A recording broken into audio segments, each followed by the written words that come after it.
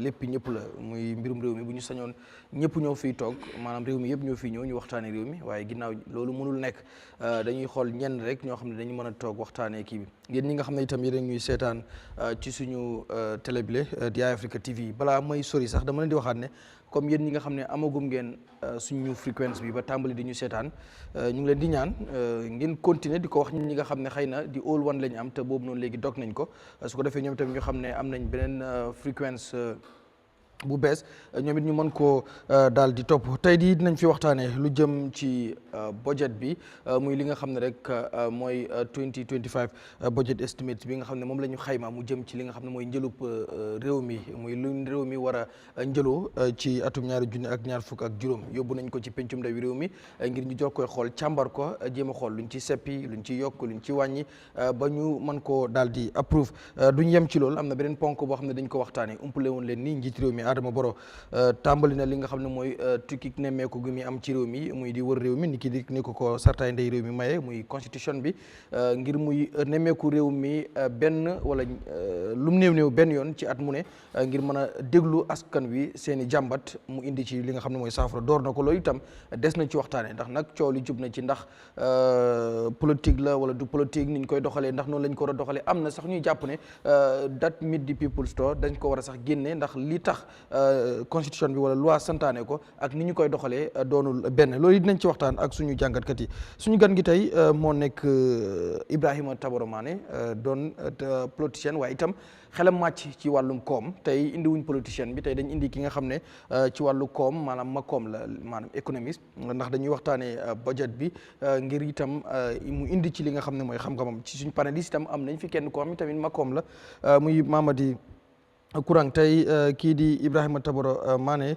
mooy suñu guest tey dinañ waxtaan ak moom ci ponk yi nga xam ne moom la ñu fi daal di wax waaye comment section bi itam am nañ fi ñaari pàcc benn bi bokk na ci ñaari jàngalekat yi ñu dàq ci jàngone bi muy rek ñaari lecturers yi nga xam dañ leen sàkk ci université bi boobu bokk na ci comment section bi ak itam nag lu jëm ci 7 presidential advisers yi muy 4 special advisers ak 3 deputy advisers yi seen salary ni ki niñ ko ëmbee ci li nga xam ne mooy budget bi loolu itam dinañ ci waxtaan muy ci comment section bi mi ngoog su ko defee ñu nuyu suñu gan gi kii di Ibrahima Taboro Manneh dalalaat ko ci Eyeafrica TV Mr Manneh kontaan nañ bu baax ci teew bi nga teewaat fii tey suñu réew. jërëjëf Mouhamed sëñ Bay am naa bégte torop pour ñëwaat fii rek waxtaan ak sa programme bi ak Eyeafrica TV ak panélistes yi ñu fi nekk ay tey foog naa Mr Bojang ak suma other brother Dabakh ak suma brother Alaaji Mamadi Kurang kontaan naa trop ñëw ñu waxtaan parce que affaire bi moom loolu la rek tur bi moom jeexal na ko suñu réew dañooy waxtaan mbirum réew mi duna rek pour politics waaye économique ak yenn fànn yoo xam ne daal am nañ solo so kontaan naa trop ñëwaat fii teew fii di nuyu ñëpp seen tur ak seen sant. jërëjëf mi ngoog su ko defee itam ñu nuyu suñu panélistes yi Sirifo Sonko dinañu dab mi ngi ci yoon bi di ñëw nuyu Mamadi Kurang last Wednesday moom da nga absent noonu waaye gars yi xam nañ ni dafa am lu taxoon waaye mu ngi so good that you are back. waaw jërëjëf Garmi maa ngi nuyu suñu déglukat yi yëpp di nuyu suñu guest bi tam suma brother Tabora di ko welcome ci plateforme bi wax naa ko ne maa ngi ko follow gëj naa koo gis xam naa Sénégostin daje woon nañ fa waaye I'm happy to see him here today ak suma co-panelist itam Malik and Bojang happy to be here miss naa last time waaye bii moom budget moom boobu duma ko ñemeñ a miss Dabakh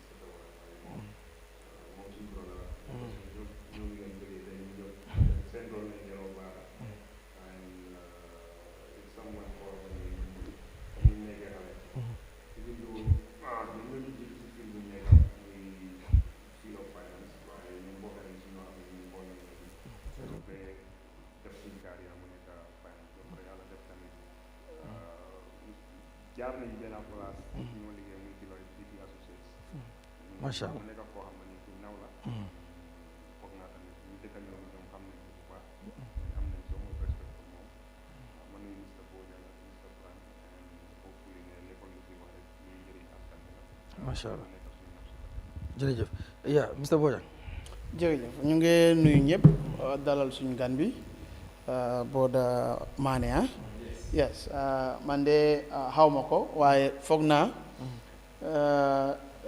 because part of my weekends were in Baga time boobu your dad I believe was alive no yàlla joko janatul firdaus mu ngi daan fay a large chunk or all of the rates or taxes of compound so we remember him that actually is here all the time yes and noonu la that's nation building he is not here and I was not in an opportunity to say that good he has done today I am having that opportunity and I'm going to say congratulations and I think you are following in the same footsteps and so on so welcome to the program. Thank you. Yes. Thank you Bojang Dabakh ke Mamadi Kurang si foofu moo xam naa dina agsi léegi moom warut di leet Mr. Kurang bi ko jox nañ ko oto kay dafa war di ñëw Alia si foofu am na oto léegi dafa war di mën a ñëw on time mooy loolu waaw waaye ba léegi moom dafay leet di leet so mi ngoog su ko defee ñu starté ko ni ki diñ ko waxee rek ci àjjuma ji jëw nañ ji ñu dénk wàllu koom ak kopparal ci réew mi muy Minister of Finance and Economic Affairs CDMCC demoon na ci nga fi nga xam ne mooy ci jàmbur yi yóbbu fa li nga xam ne mooy xayma ak dépasse su réew mi ñu koy waxee estimate budget pour 2025 muy 2025 di atum ñaari junni ak ñaar fukk ak juróom ren nag budget bi liñ xayma maanaam li nga xam ne moom lañ estimate mi ngi toll ci juróom fukki billion ak ñaar yu toftal juróom-ñeenti téeméeri million ak juróom-ñett fukk yu toftal juróom-ñeenti téeméeri junni ak juróom-ñeent fukk ak ñeent yu toftal téeméer ak juróom-ñaar fukk ak ñett maanaam 52 billion 980 million 894,173 Gambian dalasi loolu mooy li nga xam ne moom la ñu daal di xayma muy wane itam nag ne yokku na lu toll ci fukki billion buñ ko méngaleeg budget daaw bi muy rek dépasse 2024 mooy buñ nga xam ne moom la ñu nekk di dépasse nile ci buñ ci sukkandiku ndax boobee mu ngi tolloon ci 42 billion boo xam ne moom la National Assembly bi approuvé woon ngir ñu dépassé ko ci at mile waaye niñ ko daal di xayma itam boo jëlee ci loolee 52.9 billion yi nga xam ne moom lañ xayma maanaam estimate ko pour mu jëm ci li ñu war a daal di dépassé fi nga xam ne foofu la ñu jëlee xaalis bi maanaam local fund yi loo xam ne ci réew mi file wala ci fii lañ koy daal di jëlee ñu ngi ko xaar ci mu toll ci 37 billion 848 million 700,776 billion loolu la maanaam fanweeri billion ak juróom-ñaar yu toftal juróom-ñetti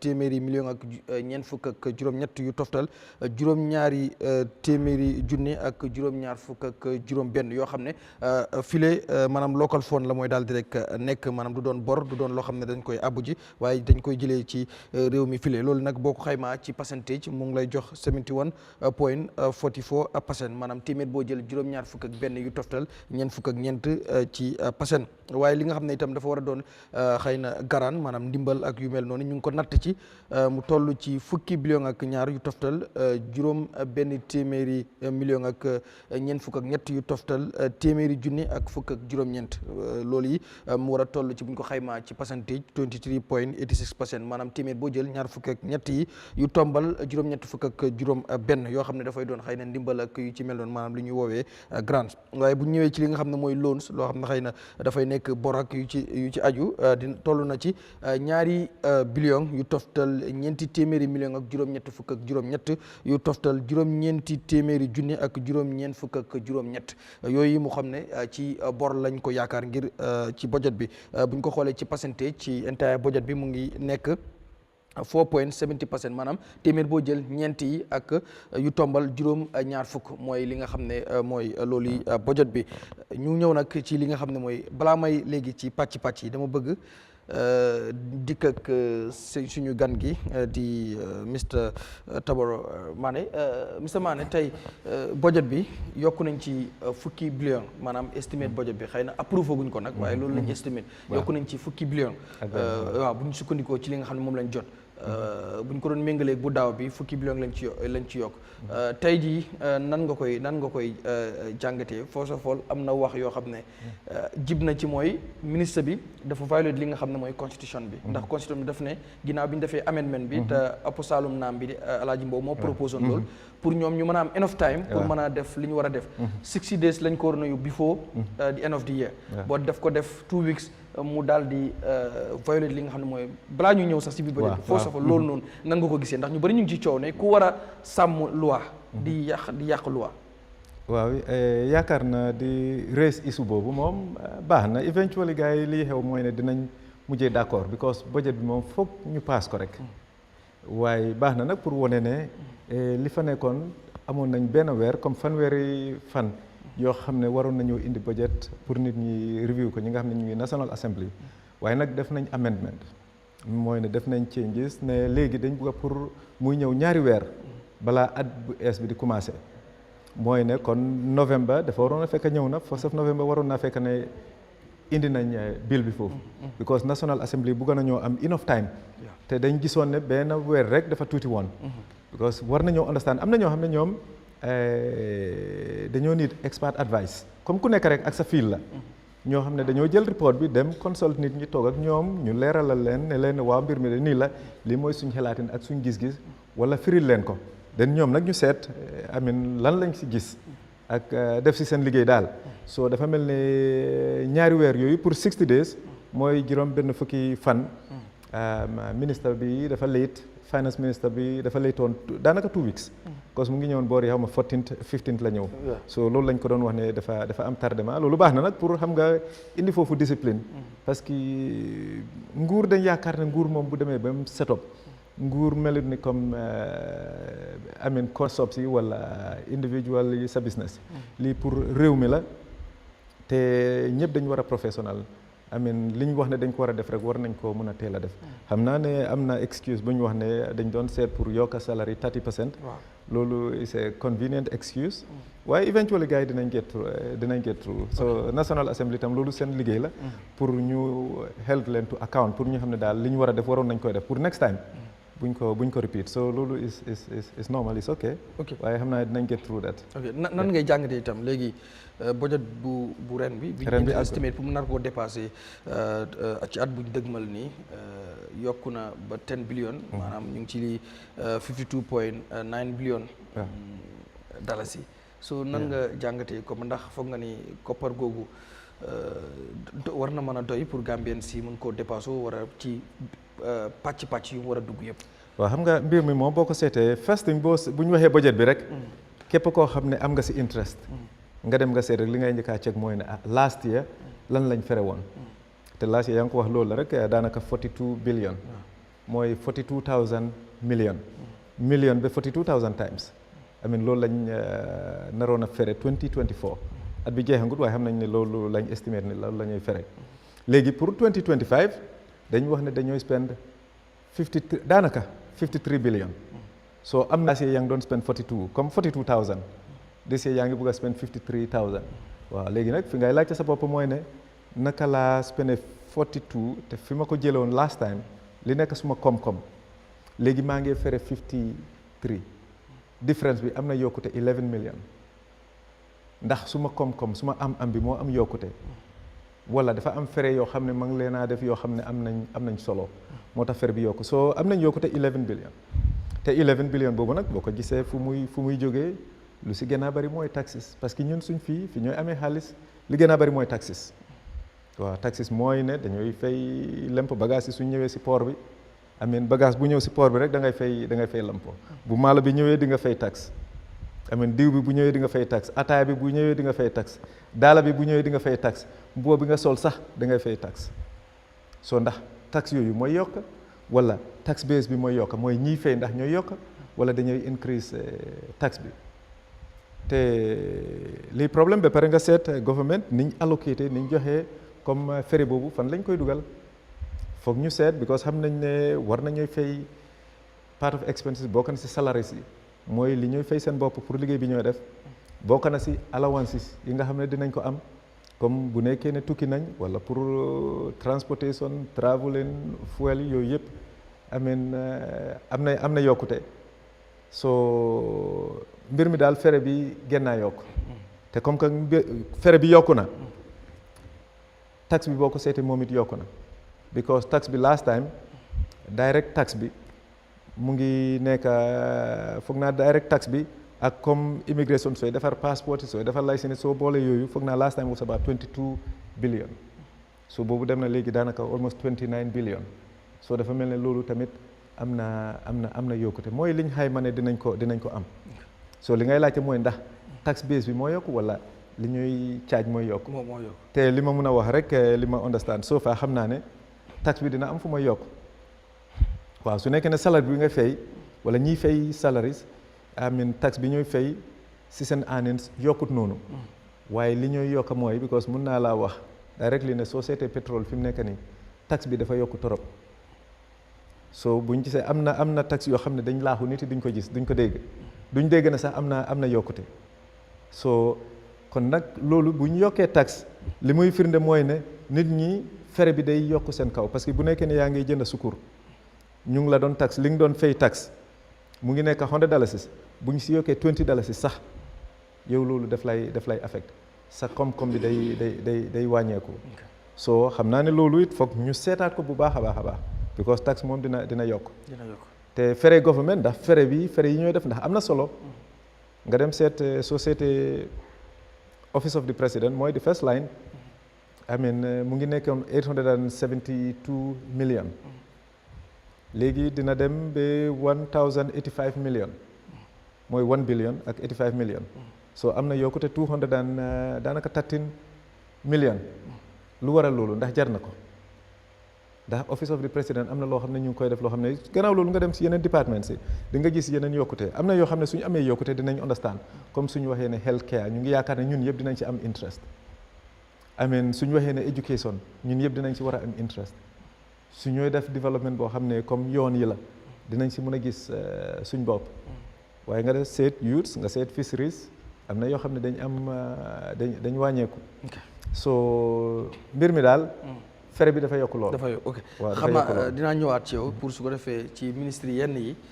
ñu ñëw ci bu ne pàcc bu ne lañ ko jagle su ko defee ngeen def ci seen jàngat bàyyi ma ñëw ci panélistes yi ma dooree ko ak Mr Kurang gis nga 2025 estimate budget table nañ ko before the National Assembly mu nekk 52.9 billion dollars yi ñuy wax ne 10 billion yokku na ci budget bu comme bu ñu ko méngaleeg bu ren bi force balaa ñuy dem ci yeneen ministres yi yu ñu ci wàññi ak yu ñu yokkal yi nga xam ne moom lañu estimate soo nan ngaa analyser situation bi comme budget bi nga xam ne table nañ ko muy 52.9 billion.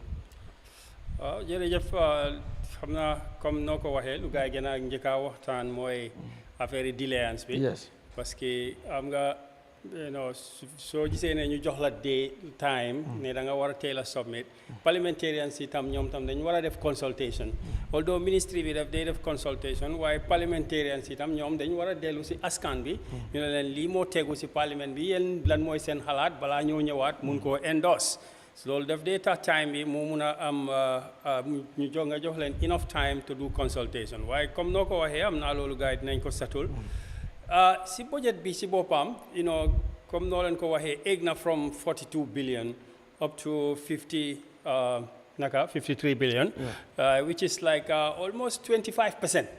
25% mel ni téeméer bu nekka dafa mel ni dang si yokka like ñaari fukk ak juróom te loolu am na loo xam ne ni nga ko mun a analyser parce que first point bi mooy like inflation dara la ci comme dafa mel ni budget dépense la rek right soo daan tooga demoda last year di same demoda moo nga war a tooga léegi nii waaye boo jëlee sa xaalis bi nga dem si marché bi yaa ngi doon dépensé xëy na $100 wala $1,000 yi nga daan dépensé pour demoda waaye léegi moom soo demee last year this year boo demee $1,000 bi du la faj du la mun a indil demoda bi nga bugga wala su fekkee ne ba tey tooga nga demoda dina yolom tey di nga gis ne loolu dina feeñ si budget bi now léegi Gambia lan mooy inflation bi fu mu nekk nii inflation bi dafa mel ni boo xoolee statistics yi ni dafa dem officially about 20% right? Although the guy dinañ la wax less than 20%, ñu jox la yeneen figures, why loolu lañ reasonably realize ne téeméer bu nekk ci inflation bi dafa mel ni ñaari fukk ay yokk na ci sooy jënd bagage bu nekk am na bagage yoo xam ne ëpp na 20%. ku nekk mun ngaa calculate inflation ñaata nga daan jëndee saaku maalo right last year ak léegi saaku maalo bi ñaata la su fekkee ne saaku maalo yaa ngi ko doon jënd 1000 right mu nekk 1500 léegi boobu mu ngi mel ni 50% increase la understand nga su fekkee ne yaa ngi ko doon jënd 2000 léegi yaa ngi ko jënd 2005 dafa mel ni 25% increase moo ci nekk so sooy def budget right yaa ngi def dépense foog nga xool ne right lu ma daan jëndee bagage bi léegi government tam comme dépense la rek comme ni nga dee defee nduga government ak département si yëpp noonu lañ dee defee nduga understand nga so di nga gis ne ñoom tam foog ñu factor in ñu seet ne nduga bi woon daal dafa yokku ci marché bi so lii lañ si war a yokka pour mu lifin so nekkul ne boo xoolee budget rek ñu ne la from 42 ba 52 nga foog ne bagage bu ñoo jënda mooy bari mooy gën a bari non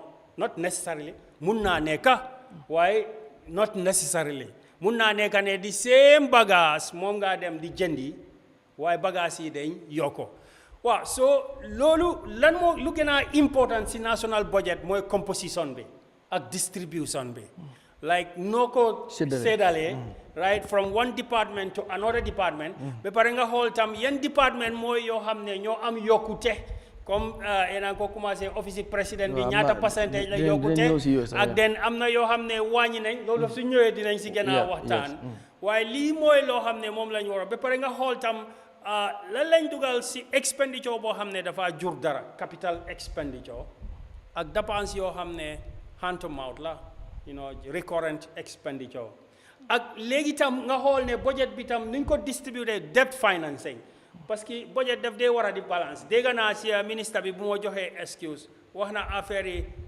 we are talking to the donors understand mu ngi mel ni Gambia du mun a toog rek nga binda budget because yow yaay finance minister nda yéen yaay cabinet no because 20-something% of your budget mu ngi jógee bitim réew mi so balaa nga submit sa budget you have to do that because otherwise there will be a deficit manqué boo xam ne doo ko foog nga finance ko you must finance it practically there must be deficit financing so that deficit financing boobu noonu fa la partners yi ñëw then you have to factor in foog nga déglu leen nga seet ñoom tam lan lañ la mun a jox ci leb ak lan in loans ak lan lañ la mun a jox in grants so budget is a give and take exercise la waaye as they said the devil is in the details su ñëwee si details yi si lañ gën a mun a wax lan moo si bon ci suñ xalaat ak lan lañ foog ne moo si baax ok Daba comme budget bi rek ba tey balaa ñu dugg ci biir comme ni ko Kurang waxee ci nuñ séddalee mbir yi ndax am na yenn ministre yoo xam ne wàññi nañ am na yu itam yu ñu yokkal boo dinañ ci dikk bot first of all noo gisee comme liñ teg ci taabal ji mooy loolu nga xam ne moom lañ xayma muy estimate mu toll ci 52.9 billion almost 53 billion dalasi ban jàngat nga ci am ak delay bi nga xam ne am na ci ñu bari coow ci loolu itam. Well, first and foremost, foog naa every delay bi moom it's something loo xam ne is avoidable because lu tax ma ne it's something that is avoidable nekkul na dañ xëy suba rek ñu wax ne dañ make amendments and the minister should present the budget 60 days before to the National Assembly pour ñoom tam ñu mun a gestu and then delluwaat comme lu Kurang wax si seen conséquences yi ñu laajte leen lan moo nekk seen xalaat waaye sadly ne fii majority of our National Assembly members duñ def loolu and loolu is something loo xam ne lu important la parce que ñoom amuñu responsibility pour dem si National Assembly di wax ñoom seen xalaat ñoom xalaati askan bi lañ war a yóbbu ak ñoom seen bos ñu mun a defend and loolu mooy tax nga bokk si political party mu table a bill boo xam ne ni yow sa area fi nga jógee ñi nga xam ne ñoo la saanil carte ñoom loolu nekkul seen priority yow nga mun a vote against that bill waaye fii luñ dee gis lu bari National Assembly of day nekk more of like a political bantaba ku nekk di play sa political gimmicks understand nga so at the end of the day coow bi moo dee bari waaye fu dëgg bi nekk du dee leer understand nga because ku nekk politics la moo play waaye lu si important mooy budget dafa mel ni comme ñu xayma lu nga xam ne nii Gambie loolu lañ war a dépensé si fukki weer ak ñaar yu ñëw and loolu man I've been saying this for the longest time man the way we are doing our budget man dama feel that we need to move away from that consolidated budget for all the ministries man dama believe ne loolu dafa tax ministries yi nga xam ne nekkuñ di function still even though nekkuñ di function every year dañoo nekk di jox gaay xaalis te askan bi duñ realize or duñ benefit from xaalis boobu noonu ñu ko jox for example su nekkoon ne ministre bu nekk da mooy ñëw taxaw mu defend budgetam at the National Assembly then National Assembly members ñu pass la ko accountability ak transparency foofu la dee gën a yomba ak performance evaluation pour nga mun a xam ndax ministre bi mu ngi liggéey oo liggéeyut oo lu ñu ko nataloon daaw fan la ko dugal for example tey suñ ne ok dañ the budget for the Minister of Health is about let's say maybe 300 million waaye in that 300 million let's say 150 million dafa war a sampa 5 hospitals understand nga xam nga tey su ñëwaatee let's say 2024 lañ ko defal that budget 2025 su ñëwee National Assembly members it nañ mën a am opportunity pour laajte ko ok last year lii lañ la joxoon and in this amount 150 million was supposed to be spent on building hospitals so hospitals yooyu fan lañ toll either complete nañ or complete uñ or ñu ngi halfway of xam nga dinañ mën a xam so then based on that ñoom dinañ ko mën a xam ne dañ koo yokkal wala dañ koo wàññil o dañoo block budgetam bi unless and until mu indi justifiable reasons lu tax projets yi noonu demuñ through waaye fii lu ñu dee def rek mooy every year man dam dee wane like most times daf dee nekk copy and paste just figures yi ñoo dee change but it's just dafa mel ni comme Excel form la rek benn format la boo xam ne moom lañ am depuis independence ministre bu ñëw loolu la moo copy paste so it's just the figures that are gonna change te man dama gëm ne dëkk soo ko bëggee suñu war a def suñu budget dañ ko war a align to what our development needs are aspirations are as a country and man yaaga naa di wax lii ñun soo xoolee suñu budget from independence to now 70 to 80% of our budget is mostly on recurrent expenses waaye amuñ benn capital investment boo xam ne dafa generate revenue understand nga so loolu moo dee tax every year yaa ngi gis tax mu ngi increase because the more sa budget bi mu increase you need to have the funds pour nga dépense ko pour mun a meet the targets of that budget so su nekkee ne yow amuloo benn capital investment boo xam ne dafa generate revenue automatically two things nga mun a def benn mooy nga dem ñaanaatu ñu may la oo nga dem leb ñu lebal la oo nga yokka tax because sadly Gambia ñun dañ nekk dëkk boo xam ne nii dëgg la am nañ natural resources waaye nekkuñ di harvest suñ natural resources yi comme ni ñu ko war a harvester et loolu bokk na si loo xam ne nii tamit mu ngi ñoo disturb as a country man sanga parce que man nit suñu waxee ne Gambia amul natural resources man du ma dee agree because suñ géej bi natural resource la boo xam ne yàlla moo ñu ko jox man sanga soo xoolee suñ suuf bi mun nañ koo utilize mun nañ koo jëfandikoo mu indil ñu revenu boo xam ne probably it will be more than the grants yu ñoo am ok soo xoolee like for example remittances that are coming from Gambians living outside Gambia loolu soo ko compare to donor community bi lu ñoo joxe the money coming from Gambians living abroad is way more than donors lu ñu nekk di jox so ban système lañ mën a teg pour ñu make sure that these funds are not just only coming mu toog si banques yi waaye mu ngee ñëw ñu ngi koo liggéeyee ba pare at the end of the day ñi nga xam ne ñoo yónnee xaalis yooyu dinañ si benefit in terms of interest on sa nga mu nekk investment boo xam ne nii ñoom tey government mun naa am projet instead of mu dem si donor community bi mun naa talk to Gambians ñooñu ñu jël seen xaalis ñu dugal ko fa ila ñu nekk shareholders oo ñu jox leen return on their investment so pour man budget bi du ma si mën a sori bu baax a baax because foog ma xam exactly the details of the budget pour ma mën a xam exactly parce que suñu ne 52 billion is a big amount because jump na from 42 to 50 so loolu amount bu bari la waaye lan moo tax mu jump to that level comme lu courant wax rek is it ne ñun suñu revenue base bi moo increase ñu am xaalis ba mu bari ba nga xam ne nii mun nañoo yokka yeneen new projects o ndax because of inflation lu ñu doon jëndee daaw $10 ren mu ngee jar $15 te loolu su waree happen foog nga cater for loolu noonu so foog nga budget more than li nga budgetoon last year so unless and until minister bi o ñun ñu am the document pour ñu understand exactly lan moo nekk di cost pour mu ñu raise budget bi from 42 to 52 duñ mën a xam exactly waaye lu si important rek mooy National Assembly bi nañ teg seen time and then let them consult also seen consequences yi ñu understand xam exactly ñi nga xam ne nii ay béykat lañ lan moo fa nekk si budget bi pour béykat yi ñi nga xam ne nii health sector bi moo nekk seen problème ñoom tam ñu xam lan moo fa nekk education the same thing ak yeneen sectors yëpp and the young people too ok Mr. Boy lii ñu ngi ñaan suñu déglukat yi ak ñun ñu fi nekk lii lu am solo la torop wax bi dina nee du nee waaye boo déggee dëkka dem na bii bokk na si lu ko yóbbu mooy suñu dépense bi te boo déggee dépense balaa nga dépense da ngay am source fan la sa dépense bi di jógee foog nga xam loolu boo xamee loolu naka lam fay jógee nga xam ko ak dépense bi soo ko defee lëllam lay jugal waaw kenn demut marché jënda pour tooga nga lekka yaram bi du ñëw feebar ñëw déedéet ku ne dafa bëgg a dépense mu lekka mu am healthy growth body bi ak lu ne loolu la unfortunately Gambia ñun dañ dee dem marché pour ndugga lifin naka laa ko wala domo daa wala benn kin waaye suñ ko lekkee dañ dee feebar moo tax ñuy dee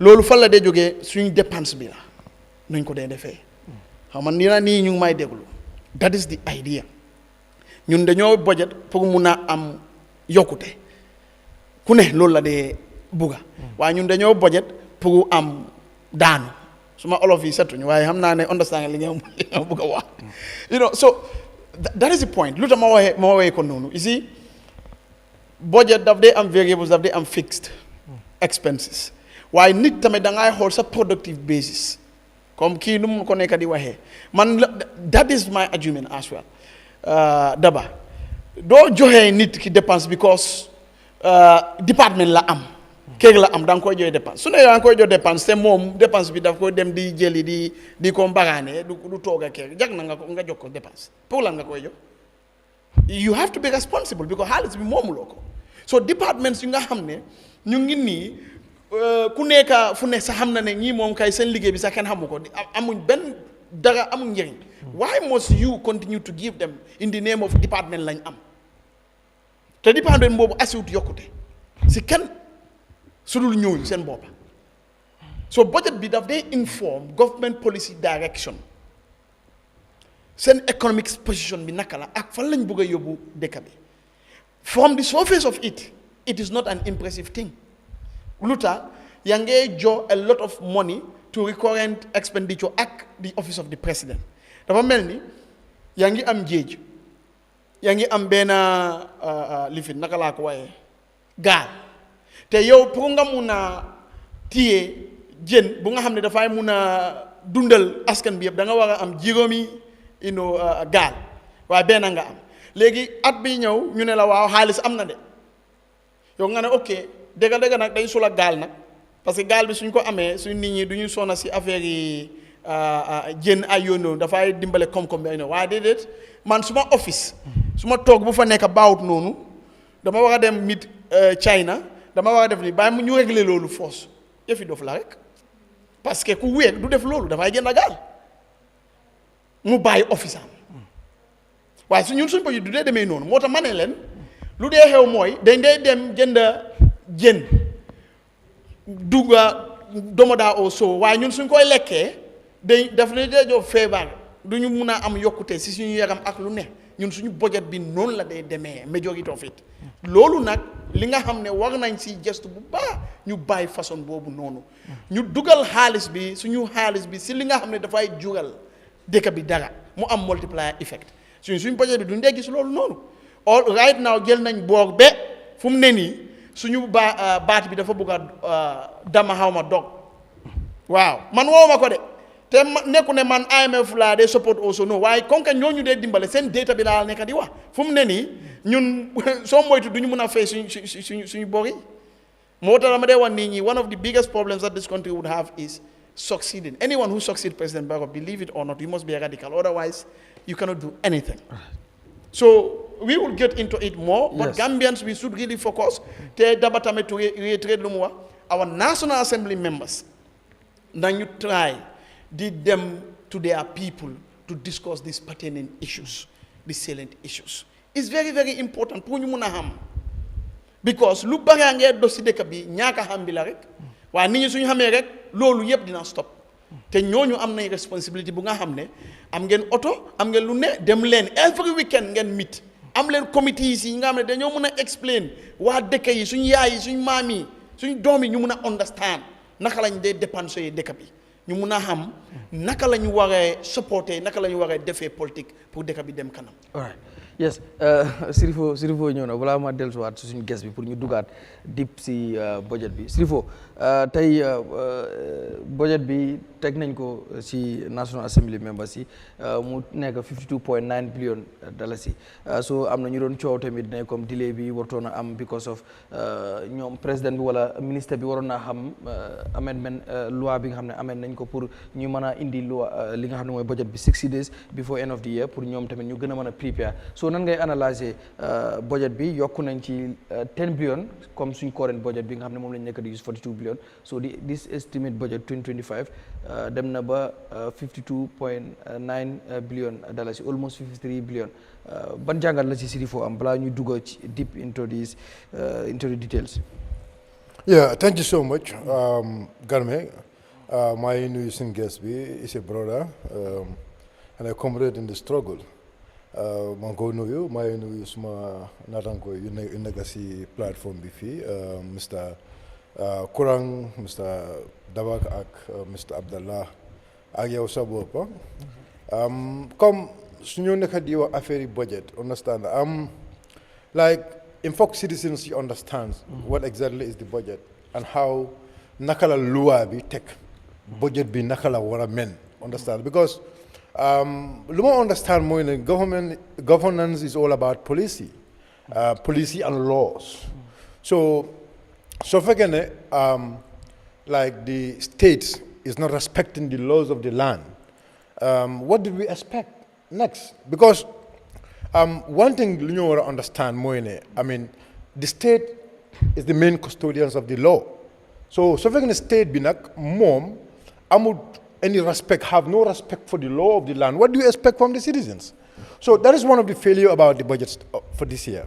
Because loi bi, minister bi, ak nguur bi si bopam, or the ministers, all of the ministers will, let me just say in that way, because luma understand more, government bi, then they talk every Thursday, every last Thursday of the month or first Thursday of the month, then they talk, discuss what next to happen according to the law of the land.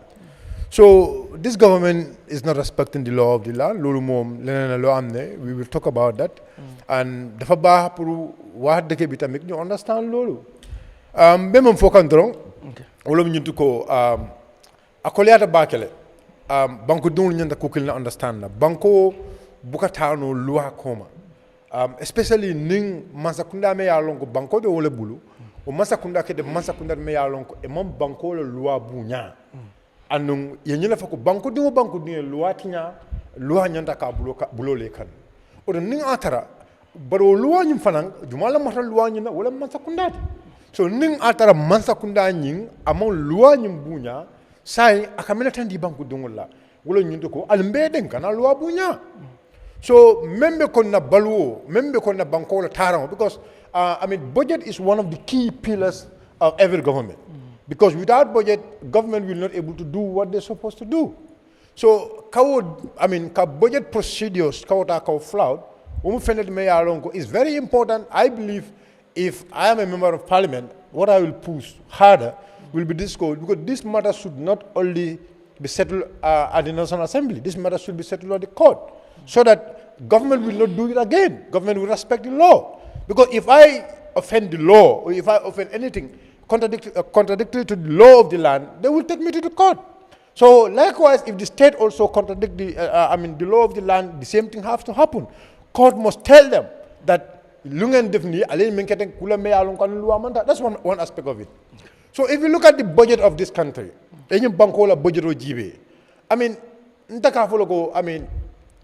cannot develop. No. It's about those who are working in the various ministries to be rich. That is my side. Because what happened is, nka bankola na motale, nka bankola fongo beta, nka sika nka di ministry la. So the staffs or the people who are working in that ministry are the 1 million nka bankola na fulo katara wolle bulu. But there is no proper accountability about that money. Because the members of the parliament, more let Melialonko, Ibuka will scrutinize. Because let me tell you something about budget. Before, in every budget, there is what is called actuals. You must know the actuals for you to be able to know how much you have to budget for the next year coming. So, government, so how are we going to know the actuals? Well, I'm going to na dapanso menke, dapanso nyum for way long, follow. Janimba follow go behind Maro kala kodenke, mbe jella dapanso la kodenke. But wo actuals nying, comment dapanso menke already, abelon na nyadi le pour banko dungul yalla wala ñu ndiko na expect la ko national assembly ñanta ka every ministry commandi ini si ya foy ko okay atla ministry last year na 100 billion or so 100 million na wala diala pour alla dépense ñanta kala wolti wo 100 million ñu ko ala dépense ñadi le ala fa banko dungul ni ya fo ko okay anyway out of the 100 million me ala dépense molier already ndole o maybe million tansele dépense ngie sa o million tan sewo nyi ala dépense mun kunto inyando fana fola national assembly banque dungul ya long because ne ko national assembly bugo national assembly wala multi million long wala be sir ngia banque dungul so no keta follow e baaje la ko mbalon na ko ni million ke momen na di de ay impact megle or ajarra la ko we give them 130, maybe an adjustment of 30%. But you know what happened in Gambia? They just approved budgets without telling us the actual expenditure in various ministries. So this is one of the things Mealongo is lacking in our budget system. One wanting it. Two, I mean, I don't know whether the law has specified it or not. I mean, national budget, how much should go into development? And how much should go into recurrent? That is something is very important. How many percent should go na recurrence to, and how many percent na development to? All these are things I believe the law must define them so that the taxpayers will realize, will understand what their money, where their monies have gone to. Right. So all these are things I believe we will go deeper into them, and then Banku Dunguli understand, Masakunda understand ko, kaji ko Bankola da panso, amanya na kala adama dungul jo kam ka staff sol jo dorong. Amanya na kala di bara nyanda kala fenet Meyalonko, anyanda ka banko do kule, mo nyanda ka jelo ko last year de na 40 billion approved. But out of this 40 billion, we have seen rapid development. But grand soul, how many grants since the coming of this government? Well, government, those grants, we had the ministers giving millions, I mean, to some of the people during the Meet the People's Tour. They're using our state funds for political gain. All right. But we will go deeper into the program as time goes on. Okay. Yes. Jërëjëf Sirifo ñu ñëw si suñu guest bi ba tey dañu ñëwaat si budget bi ndax boo xoolee yow sax junj nga ko lu jëm ci office of the president comme nuñ ko waxee ñoom ñu ngi ko jagleel si biir budget bi lu toll ci benn 1 billion 85 million 644 su suñu koppar waaye ci bi nga xam ne moom lañ nekk di jëfandikoo nii ba nga xam ne boobu lañ approuve muy 2024 mi ngi ci 872 million approuve mu ngi mel ni yokkal nañ office of the president comme bokk na ci ñu yokkal donte ga approuve guñ ko bon bu fekkee approuve nañ ko yokkute dinañ am te even sax bu fekkee nañ ko approuve lii moom mën nañ koo xam suñ koy wàññi tamit dina raw bu last year bi even bu fekkee nañ ko so nan ngay jàngatee boobu ak tamit ñu ñëw nga compare Ministry of Youth and Sport moom boo xoolee si yi nga xam ne dañ ko wàññi moom si la bokk ndax Youth and Sport budget bi ñu ngi ko estimate ci li nga xam ne mooy 133 million waaw ci loolu lañ ko kii $55,000 yi mu ngi nekk 0.35%. so da ngaa gis ne moom tamit ci ñu wàññi lañ boobu léegi booy compare di Ministry of Youth and Sport bi nga xam ne moo yore ndaw ñi nga compare ko ak Office of the President dafa mel ni Office of the President moo ëppale agriculture sax waaw nga ñëwaat tamit agriculture di same thing waaw an agriculture mu ngi yow nekk 945 kii naka la million 706,000 waaw suma brother mu ngi doon wax fisheries tamit fisheries I think is about 50 something million so waaye dama bëgg ñu taxaw si comme agriculture ak Ministry of Youth and Sport comme dañ leen wàññi te dañ xam Gambia dañ yàgg di wax ne agriculture moo nekk di backbone of the country comme si économie bu ñu xool soo ñu wàññi ko yokkal office of the president so ban importance la that office am bu war a mën a am budget bu ëpp di ministry of youth and sport boo xam ne moo yore ndaw ñi ak itam fi nga xam ne mooy agriculture te gis nañ recently rek lu xew baag wi ba président bi ngi wax ne ndaw ñi dañ war a toog te ndaw ñi ñu bëri dañ desperate because of amuñ job gisuñ seen bopp ci réew mi so bu ñu gisee seen ministre yi si budget bi ñu wàññiwaat ko maanaam yokkuñ ko rek ba dañ ko wàññi so nooy jàngatee comme loolu. non xam nga mbir mi nag moom dafa métti lool dafa daw yaram te man daf may tiital du mbirum politics waaye Gambia la ñooy gis ak ëllëg Gambia lii xew ak with the budget mënut a continuer it's not sustainable xam nga li nga waxoon fii li ñuy fere ñu ne dinañ fere daanaka 53,000 million ñun li nga xam ne ñu ngi koy am is less than 40 billion mooy suñ taxes yi ak li nga xam ne dinañ ko mën a am locally li si des dañoo dem ñaan mooy 13 almost 12 point something billion dañ koy ñaan almost 2.4 or 2.5 mooy loans dafa mel ne comme borom kër nga am sa kër ñu ngi lay fay every month $40,000 yaa ngi liggéey de ñu ngi lay fay $40,000 yow yaa ngi fere 53,000 every month xam nga ne loolu it doesn't make sense mënut a wokk naka la mun a wokkee mooy ne gap bi fa nekk yow ñu ngi lay fay let's say 38,000 ngay spend 15,000 mooy difference bi li ngay def mooy nga dem ñaanlu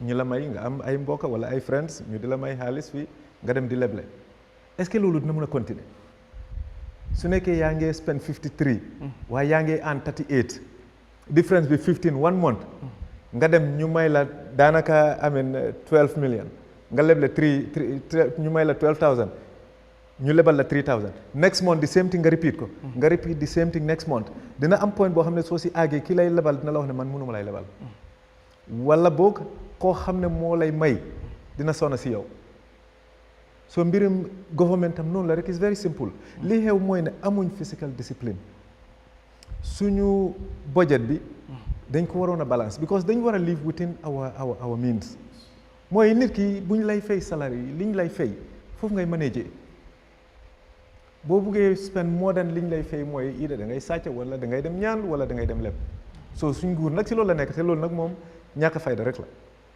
parce que li ñuy wax ni yëpp suñ budget suñ koy prepare foog ñu consult IMF ak other institutions gars yi jox ñu di go ahead mooy na rek li ñooy def parce que mun na ñooy dundal suñ bopp te ñu ngi adopt a lifestyle boo xam ne pour suñ nguur bi it's not sustainable it doesn't make sense it's madness dof yaa passé wut ngay def the same thing nekku di woo nga nekk di ko repeat all the time gis nga man balaa budget bi di génn amoon na some suggestions yoo xam ne joxoon nañ ko ma ne waaye 2025 budget su génnee dinañ xam ndax ñii care nañ about the people wala they don't care te seriously problème bi fa nekk is too much te man li may wax mooy dina impact nit ñi trop te man si suma analysis nekkul ne tax base bi moo yokk liy yokk mooy lifin bi mooy yokk du ne base bi moo yokk de comme ñiy fay su nekkoon ne 100 nit ñoo doon fay tax xëy na ñu yokk si beneen 25% parce que li ñu wax amin kii moo doon wax rightly Mr. Courant 25% moo yokk si lifin bi from 42 billion to 52 billion 25% lañ ci yokk loolu nag daanaka inflation man loolu laa gën a gëm ne moo tax inflation mooy ne yaa ngi doon jënd maalo last year 2000 léegi ñu ne dem na 2300 so 300 bi yokk na yaa ngi doon jënd mburu bi $10 ñu ne la $13 am nga daanaka 30% inflation so inflation bi fi mu nekk nii dafa xaay te ñoom it bi ñu doon calculer dañ koy xayma ne waaw xam nga biñ ñu doon fay salary ki ñu doon fay $50,000 yaa ngi doon fay luwaas 5000 léegi luwaas bi dem na 8000 so kon suñ la naree fay 50,000 imagine ngay fay ni $10,000 $10,000 mu fay luwaas 5000 jënd saako maalo 2000 mu dese 3000 pour dépense léegi bu nekkee ne luwaas bi mooy fay 5000 luwaas bi dem na 8000 te moom ngay an 10,000 rek so kon kooku nag moom du mën a jënd saako maalo because ñu ngi koy fay 10,000 benn tey so li ngaa def mooy 10,000 bi da nga koy yokk so loolu lañ nekk di def mooy 25% bi yokk nañ ko boo seetee OP Office of the President dañ ko yokk from 872 million to 1085 million dañ si yokk 25%. waaye lii di problème mooy ne nga seet suñ bor bi nga xam ne ñu ngi ko nekk di jéem a fay mu ngi nekk 11 billion 11,000 million 11,000 million in 2025 loolu lañ war a nekk di fay pour suñ bor yi wàññi principal bi ak interest bor baa ngi moo daan 110,000 million 110,000 million su nekkee 10% la is 11 billion 5% is 5 point something billion te ñu ngi fay 5.8 billion interest rek 5.8 billion mooy 5,800 million si interest rek ñun dañoo caaxaan budget bi is a total failure te du dara nguur bi daal dañ war a change ni ñoo doxaline because doxalin bi du work foog ñu am a productive base boo xam ne daf ñuy indil dara xam nga bu nekkee ne dañ am fii ñun juróom ñoo fi nekk si panel bi nga am juróomi saako maalo 5 bags of rice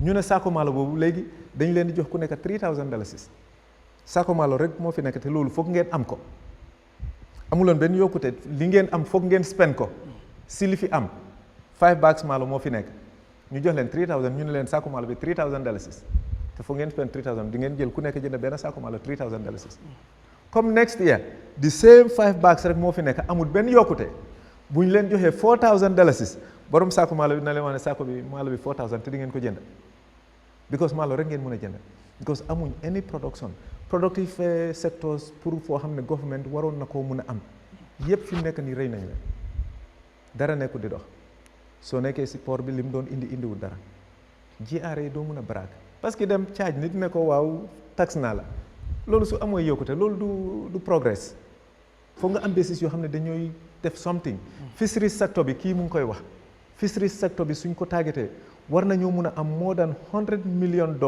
per year almost 7,000 million waroon nañ ko mun a am amoon na jamono groundnut sector bi rek dañ doon mun a def 140,000 tonnes fi mu nekk nii 30,000 tonnes sax mënuñ koy def so groundnut sector bi dafa mel ni dee na mutul even 20% of lim nekkoon before maalo bi every year ñu ngi indi $80 million worth of maalo ñu ngi koy import in the country soo seetee jën yi ñu ngi lifin chicken rek ñu ngi indi more than every year more than $40 million loolu yëpp waroon nañ ko mun a waroon na nekk areas yoo xam ne dinañ am dina nekk di indil government revenue government boo xam ne is not living within its means dafay nekk jaam rek jaam mooy ne da ngay nekk di dem di ñaan soo ñun nag si loolu lañ nekk interest bi is 11,000 million is too much is not sustainable te fi ñooy dugal xaalis boo ko seetee nga dem comme OP exemple yaa ngi wax youth bi wàññi nañ leen soo youth moom there is nothing for them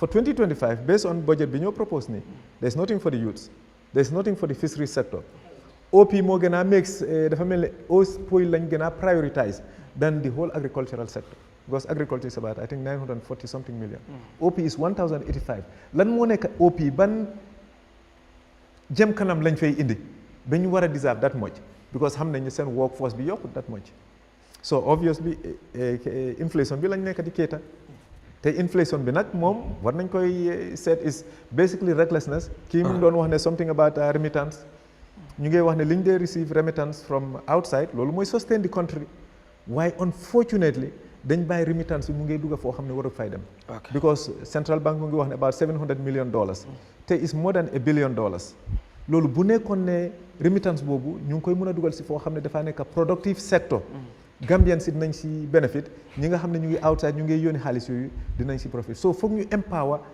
Gambian si te li ma wax rek mooy ne ñun ni ñooy dundee so long as Gambians supportuñ Gambian business people te ñu nekk majority stakeholders in the economic sector productive sector bi du am njëriñ parce que ñi fi nekk dañooy business profit bi ñu am yëpp dañ koy génnee yaa ma ñëw si Kurang Mr Kurang comme ni ñu ko waxee rek boo xoolee office of the president ñu ngi wax ne comme si lu ñu estimate pour 2025 budget bi ñu ngi ko estimatal lu toll ci autocratic $1,085,644 ci suñu koppar waaw te currently comme lu mu nekkal dépasse bi nga xam ne moom lañ ko jox approval on ci 2024 budget bi mu ngi nekkoon ci $872 million so boo ñëwee nga compare ko wala nga xool tamit Ministry of Youth and Sport budget bi li nga xam ne moom lañ leen estimatal mi ngi ci 133 million 55,000 dalasi nga ñëwaat agriculture mu ñëw ci 945 million 706,000 dalasi ban analyse ngay def ci loolu so ñu bëri ñu ngi wax ne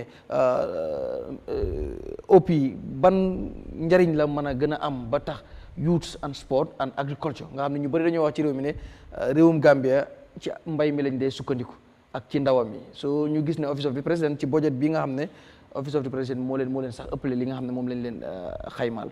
waaw xam nga comme ni ko gars yi day waxee figures don't tell lies right figures yi lu ñu woone affaire si noonu la parce que boo xoolee number one symptom ci budget bi yaa ngi gis agriculture 900 million less than agriculture bi nga xam ne dafa cover the whole country te bi nga xam ne every country boo xam ne dëkk boo nekk ci àdduna bi su fekkee ne am na sola dinañ dee mun a dundal seen boppa ñun ñu ngi spend lu ñoo spend ci loolu noonu ci agriculture bi throughout the country is less than moo gën a ndaw président bi nu moo spend in the State House that's a big sign that there is a structural problem am na policy problems am nañ structural problem bi mu ngi ñëw it's been there and government bi defuñ benn step bi nga xam ne to address the structural problems they don't come with ñëw indi wuñu ay policies yoo xam ne dañoo address structural problems yi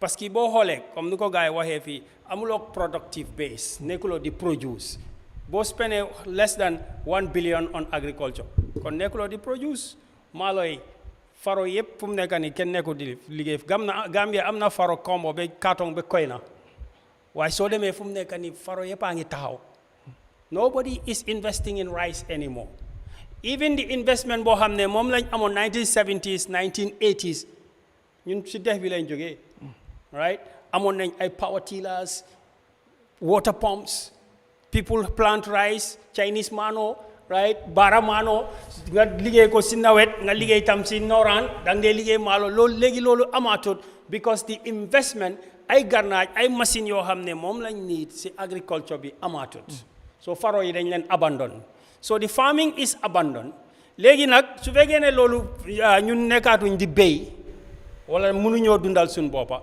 lépp loo xam ne bugga nañ koo lekka dafay jógee bitim réew te boo xoolee problème yi inflation bi tam inflation am na lu ko dee cause loolu number one cause la soo nekkutee di produce dara foog nga import kon yow sa dalasi bi dafa oyof because yow dalasi bi soxlaatula ko yow dollar bi nga soxla pour indi bagage kon dalasi bi dafa oyof bagage bi dafa nekk di egg ci kaw price bi dafa nekk di egg loolu am nañ ko ñu ngi ko wax cost push inflation right obviously with an increasing population you also have a demand pool inflation and then nga add si another factor boo xam ne moo dee yokkute inflation bi wage price spiral inflation ministre bi yaa ngi koo déglu mu ne balaa moo ñëw daf doon xalaat teachers yi seen civil servants yi right seen salary bi loolu lum laa woon loolu jarut nga laajte lan moo dee cost inflation because civil servants yi last year bi nga budgetee ba léegi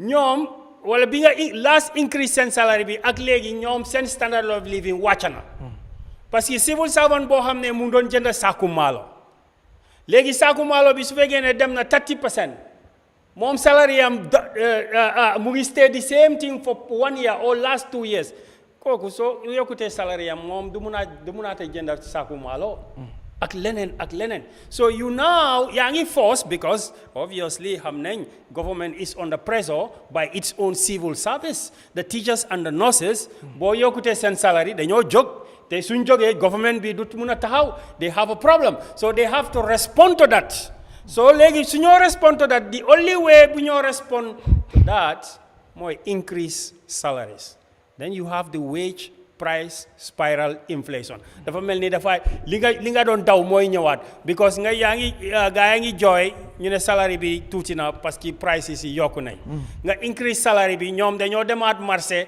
di gën a jënda bu ko defee bagage yi price yi dafa gën a am more pressure and prices will start going up again so wages go up You adjust the wages, and then prices go up. And then when the prices go up, the workers feel the pressure, then they come and ask for more wages, and then you have to increase the prices again. So the Gambia is having all the causes. Lepalo hamne def de cost inflation amnenko. We have the cost push.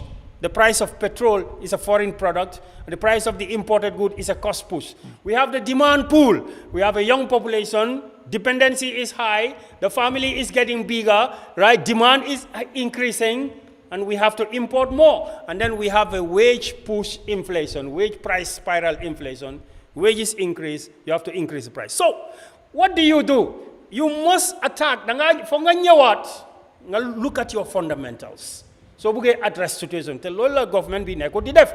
You have to deal with your discretionary expenditure. Am na the dépense yo hamne nekut life and death dépense. Lol dang ko wara bay. Te mut lutam mané la presidential budget bi mom is a symptom. It's the epitome. Moy sample bi of the problem of the budget. Now, you buy 100 cars of the OIC and you still feel that before the 100 cars yagi am 200 300 cars. Why better 100 cars you know yang len dugal si fleet bi. The fleet is getting bigger. Petrol bi dafa yoku, driver yi dañoo yoku, protocol officers yi dañoo yoku, right? Up and down bi dafa yoku. So what is happening to the president's budget? Budget bo xamne ñu ko ciow depuis 2017 ne dina wara wañeku mu nge yoka. Te gay du baña yoka ndik sa moto yi yang len baña wañi. Moto yi bo len baña wañi essence bi do ko buna baña wañi. So your discretionary expenditure is yanko determined based on decisions that you take. So this is not only the president's office, bo hole sun budget bi yeb salary la ak allowance ak petrol yeb dépense bi yeb lol la luy dem ci capital expenditure bi moy bor bu ñoo fay ci tali ak bena development bu ñoo def. That is very small. So better structural problem bi government bi Mansakunda bi nekuñ di address lolu. Economy la foundational man address. And ni mo foundational address you are always ibe murla komale drong. 2 steps forward, 5 steps backwards. Lolu rek nga mun di am. So lolu lañ nekk di face structurally. Policy wise now, moy to take policy decisions yo xamne right do muna Mansakunda do muna dem fekk nit ñi liggéeyuñ. You have to have nurses, you have to have doctors, you have to have engineers, you have to have administrators to run the country. Why fi degon nañ fi an audit of civil service. Be dega affaire ghost workers. But after that, what did we hear? Kan lañ fa génné and so on. Betti bare lolu is not enough. Bu ñëwé 2017 to reform the public service lolu lañ waxon. To make it more efficient. So public service ñu adjust ko ba nga xamné yépp bo xamné fufulé la ñu génné ko. Right? Waxuma ne ken mënu dara. Why xam nañ ne neka because I tell you just by looking at the number of cars they buy, tell you they are employing more than necessary. Understand nga? The traveling is more than necessary. Nga def travel ban policy wise mënuloo ko implement practically. Wante soko implemented, it's not reflected in the budget. Well, Minister of Finance should have a budget presentation. This is what happened because it's always two. Accounting is always two. Last year and this year. This is what happened. Well, based on the policies steps last year at Dow, one and soon budget be nyunko wanye paski traveling policy buñ defon amna effect. We want to hear statements like that. So buñ dégute yoy nonu, right? Ni wol mamfo wotamba fala la ko wot hani bi right? Kumu membije hani say wo kumu killing na bije. You understand? So the problem that you are going to have is going to be the same problem. We are going to have the same problem again under this government next year. There is going to be another increase in salary because teacher buñ increase the salary tay. Danga xamne borom bagage bi dina increase just bi wax nako luas bi dina yokute transportation bi dafa yokute parce que pressure bi move fa is a natural inflationary process bo xamne do ko gis why is happening. Thank you. Fi marché bi nga ko feel so dinañ nekk di delu wat the same problem unless government bi mu address the fundamental structural problems and come up with policies, fiscal policies lañ ko dee waxee ci Ministry of Finance bi lañ ko mun a jëlee steps yoo xam ne dafa cut down on unnecessary budget expenditures and invest in agriculture and other productive activities and industries boo xam ne dafay create job Gambia xoolal bi passeport bi right loolu yëpp si budget bi la ñaata nit a dem ñu ne dañoo uti passeport ci dem Espagne dem dog fa nga tomate ak yooyu noonu farming te ñun am nañ ñun suñ land bi moo gën a fertile Spanish land ñoom si winter bi they cannot produce Gambia suñ suuf bi dina mun a jur nawet dina mun a jur noraan river Gambia bi mu ngee dem suuf ba suuf so lu tax ku nekk bugg a dem uti passeport bi parce que ñun abandon nañ ñun suñ béykat yi dañ leen sànni ñu bàyyi leen foofu est-ce que du reason sax tamit boo xoolee agriculture xoolal liñ estimate ci budget bi agriculture non agriculture bi moom waxatuñ si dara mu ngee dem down because ñoom soo leen laajee dañ la dee wax ne waaw agriculture am na donor financing am na ay projets yooyu noonu workshop projects lañ lu si gën a am dala mooy organize workshop bàyyi ñu kaas boobu du àgga si béykat yi jiraaf ñoo si gën a useless ñoom understand jiraaf ñoo si gën a useless agricultural projects yoo xam ne béykat bi du ko fiil balaa béykat bi di ko fiil sa fekk ñoom spend nañ 90% of the budget on workshops and traveling and so on so government budget bi moo war a ñëw mu wone ne they are ready ñoom pare nañ pour invest into the béykat yi ñu mun a gis ndax dëkk bi lu ñoo jël bitim réew mi di ko indi fii si maalo ak patanti ak naka pompiteer ak liñoŋ ak lu nekk mu wàññeeku ndek ñu ngi ko produce in Gambia loolu su xamante ne the problem is dafa dellu si waat ma ñëw si Dabakh comme ni ñu ko waxee rek gis nañ budget bi comme ñëwuñ ci ministres yi yëpp bot dañ ñëw si office of the president comme li nga xam ne moom lañ ko estimatal ak tam ñu compare ko ak ministry of youth and sport ba ci agriculture waaye boo xoolee office of the president moo ëppale because moom dem na si ba si how to call it 85 billion ci li nga xam ne moom lañ ko allocatal last year wala budget bu ñu nekk di use nii mi ngi woon ci 872 million so ñu bari correction bi mooy lan moo tax office of the president bi war a mën a ëppale ministry of youth and sport ba ci ministry of agriculture lan moo spécial ci office of the president so yow ban jàngat nga am ci loolu soo xoolee office of the president dafa am lot of directorates yoo xam ne dafa nekk under office of the president which I think dañ ko far a génnee either ñu push lañ to other ministries or ñu nekk seen separate independent directorates yoo xam ne nekkuñu directly under office of the president and soo xoolee tamit I think maa ngi gis press release ñu ngi wane like dañ create a new ministry yes mooy chief of staff and minister of presidential affairs so loolu tam still dafa fall under the budget of the office of the president so loolu mun naa cause increment bi and also the 30% increasement in salary that they promise the civil servants so loolu tam mun naa nekk the cause but man li ma wax rek xam nga man I tell people elections has consequences and whatever decision boo jël si àdduna dafa am repercussion and you have to live by it ñun after independence ok dañ continuer di dunda comme tubaab bi ñu doon time bi ñu doon govern ñoom nuñ doon dundee and tubaab bi nu doon dundee moo nekk like ñoom they made themselves like so much important to the point like and they make the other ordinary citizens come like ñu def leen the lower class pour am that ragal ak respect boo xam ne ni dafa jéggi dayo for example and loolu nekkul Gambia loolu dafa happen in a lot of African countries and loolu moo dee waral soo xoolee even the president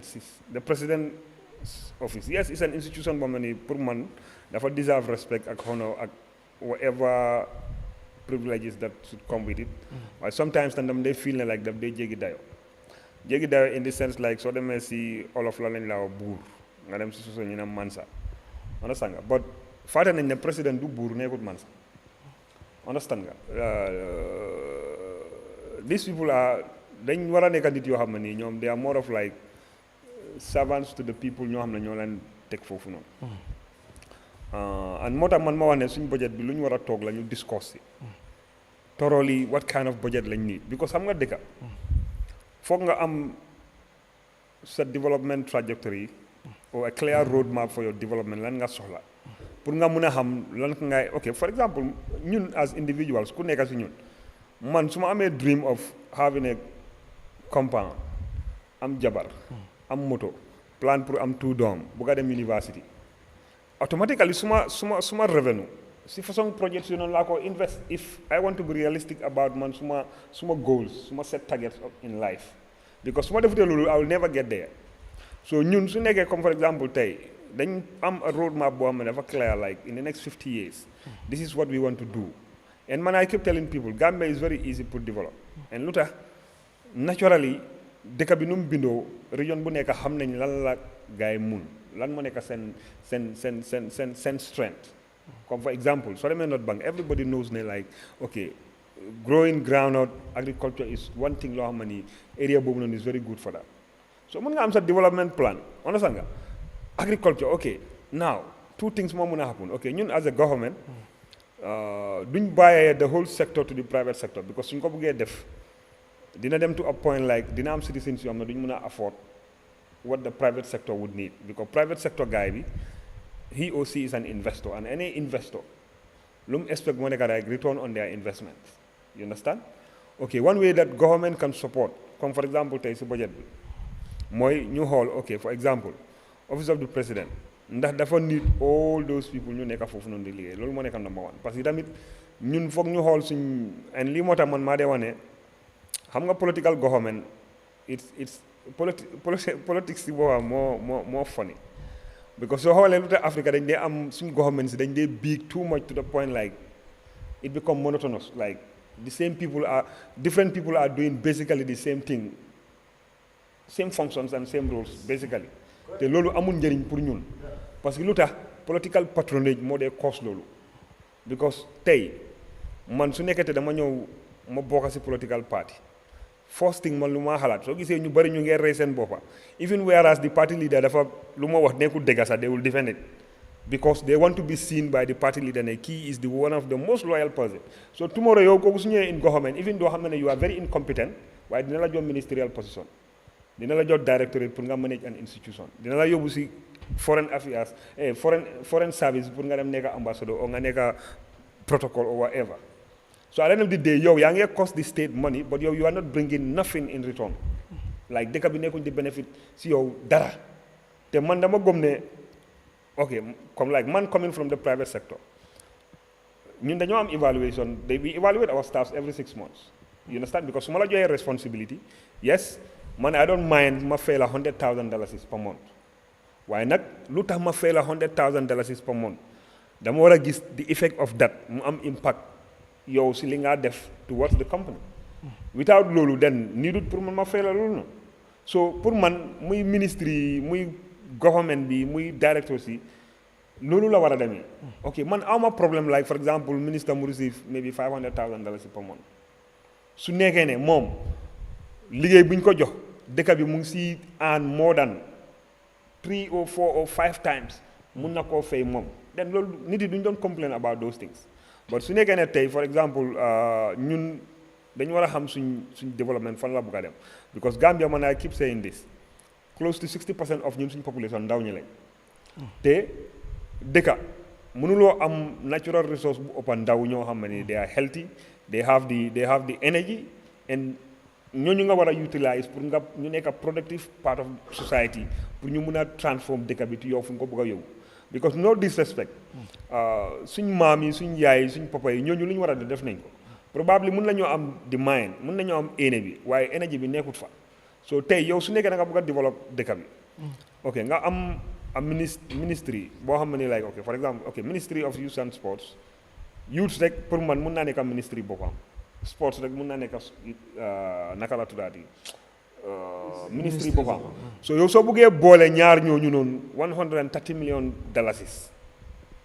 and man I keep saying this a lot of our young people ñeneen ñi dañ underemployed ñeneen ñi dañ nekk out of employment ñeneen ñi they are unemployable waaye nag man lu tax ñuy wax loolu mooy ñun dañ ko base ci white man education system comme foog nañ ne ku demul school demuloo university amuloo degree yow kenn warul laa jël liggéey understand nga am na ñoo xam ne yàlla seen skills mu ngi ko dugal ci woy am na ñoo xam ne ay artistes lañ mën nañoo toog fi ñu design ñu draw am na ñoo xam ne ni tey football la leen yàlla joxe understand so all those things are employment opportunities yoo xam ne ni tey ñun mën nañoo invest a lot of money in that sectors mu ñëw indil ñu return boo xam ne ni is way more than donors lu ñoo jox for example tey a small country like Jamaica is a small country but tey soo xoolee athletics lu moo indi xaalis in Jamaica ak the lives of people that it has transformed is way more than ñoom muy World Bank IMF yi nii yëpp lu ñoo jox gaay in terms of grant or even lu ñoo jox gaay bor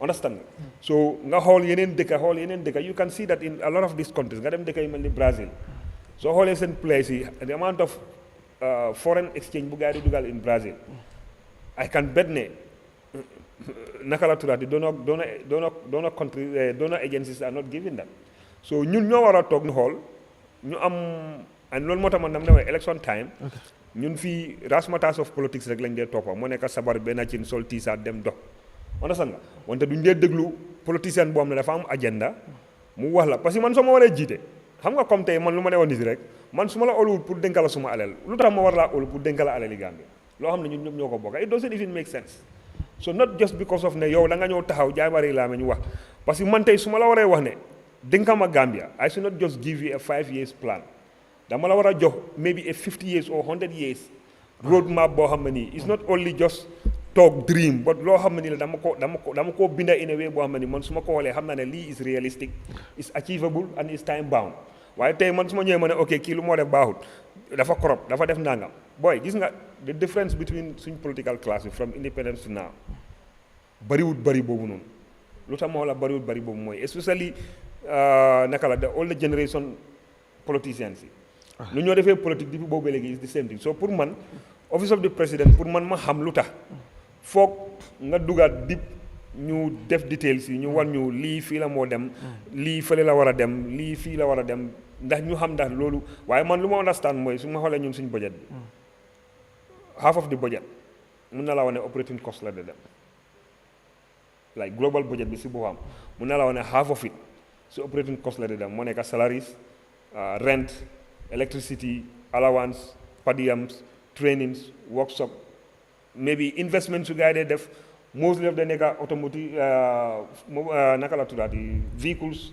you understand wante ñun suñ dëkk bi suñ ko bëggee transform foog ñu am budget boo xam ne nii at least 40 or 50% of our budget dafa dem si capital investments yoo xam ne dafa indi return for example ma jox la benn exemple ñun ñu ngi spend millions of dollars di sampa ay tali wante tali yooyu noonu nekkuñ di benefit bi ñu générer any income boo xam ne dafaa delluwaat si budget bi so at the end of the day lu ñoo def mooy in the next 10 15 20 years dañoo jëlaat xaalis again from the budget pour ñu maintenance at those talis so development comes with a cost and man I tell people this gis nga foog nga am leader boo xam ne nii dafa pare pour mu isi disruptive way of doing things mu impose ko nit yi in the beginning da ngaa am ñoo xam ne nii because change moo nekk loo xam ne nii tey soo ko isee people will always push understand nga and clear example is Senegal when Abdoulaye Wade came with the idea of autoroute à péage bi Sénégalais yu bari dañ ko complain ba tey autoroute à péage boobu noonu ñaata millions of CFA la moo generate daily it's a lot of money so mën nañoo jël xaalis boobu ñuy sampa yeneen tali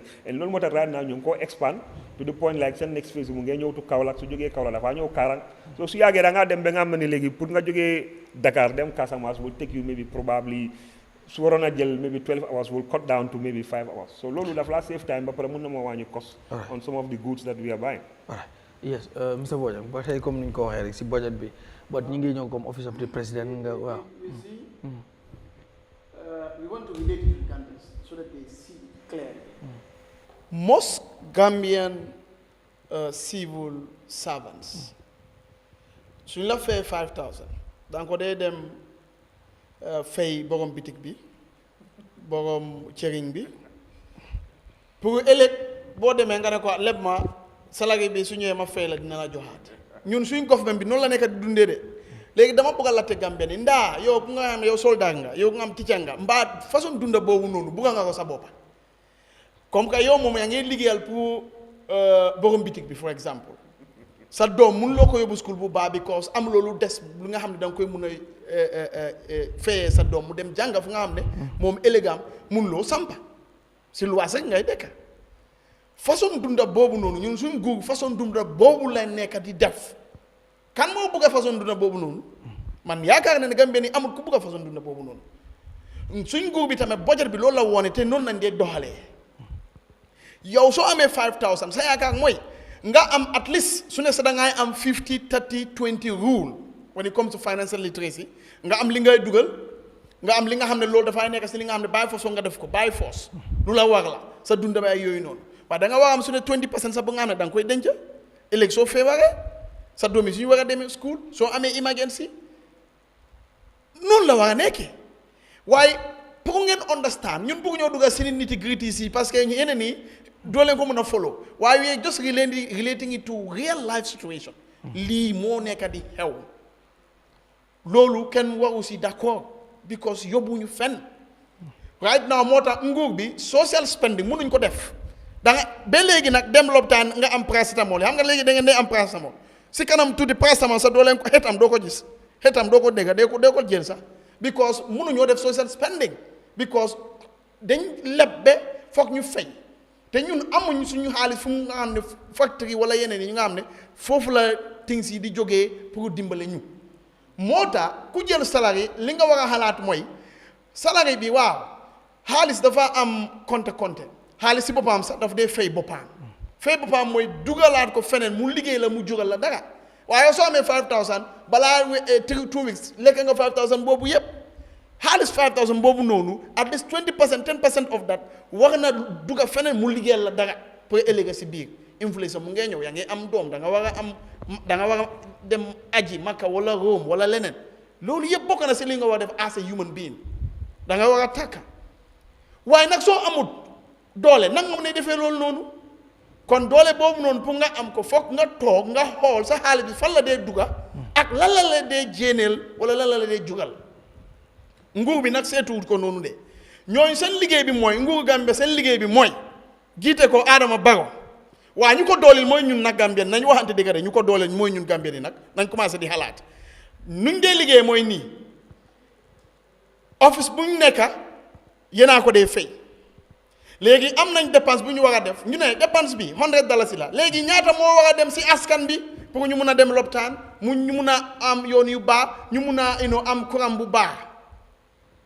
ak ñu dugal beneen xaalis fu nga xam ne dafay jugal liggéey ak koom-koom pour dëkk bi nguur bi ne léegi li ñuy def mooy $90 bi président bi lañ koy jox ak ñu koy liggéeyal $10 bi pàccoo leen ko loolu mooy dëkk bi that's as simple as that loolu jural ñu dara dafa mel ni ñun ñu ngeen toog di liggéeyal a few people maybe less than 1000 people ñoo nekk di cop suñu xaalis bi dem na ñëw na yépp ñoo ko nekk di cop te naka la ñoo amee xaalis boobu noonu dañuy tax te gis na dama dee woon nit ñi Gambia MPP ngay support UDP ngay support président Barrow Yahya Jammeh ngay support nguur bu nekk Gambia daf ñu def jaam we are slaves lu tax because ñoo deelee liggéeyal gars yi te lu ñu fay ñun yëpp suñu demee liggéey any department suñu boss nangu ñu fay wala suñuy fay mu ñuy toroxal dañ dee complain waaw loolu mu ngay am waaye lu tax nguur bi mu ñuy toroxal duñu complain because we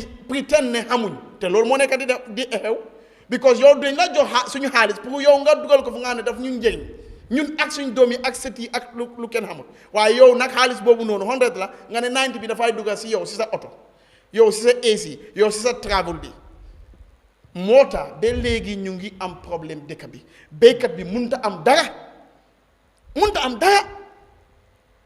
projet yu dugga si may laa nekk di wane woo ma loon de may comme bitim réew organisation Gambia dafa bokk si àdduna bi lu ñu may pour ñu dooleel suñu mbéy mi projet yooyu noonu kese suñ ko defee ak yoon tey tekki nañ béykat yi tekki nañ béykat yi ñoo yóbbu Gambia si Walmart bi kii wax na ko fii ñaata pourcentage la woon léegi ak ñaata la waaye ba léegi right now ñu ngi gis président bi mu ngee too di nax nit ñi di jël suñu éleveur lu ñu dee wax naka lañ ko dee waxee comme kii nii alaaji kasaaga lu mu dee def si koñ yi nguur bi noonu la alaaji kasaaga la xam nga nit ñi duñ dee bëgg a wax loo mooy dëgg bi because you just scamming and fraudulently taking the taxpayer money for things that have no use.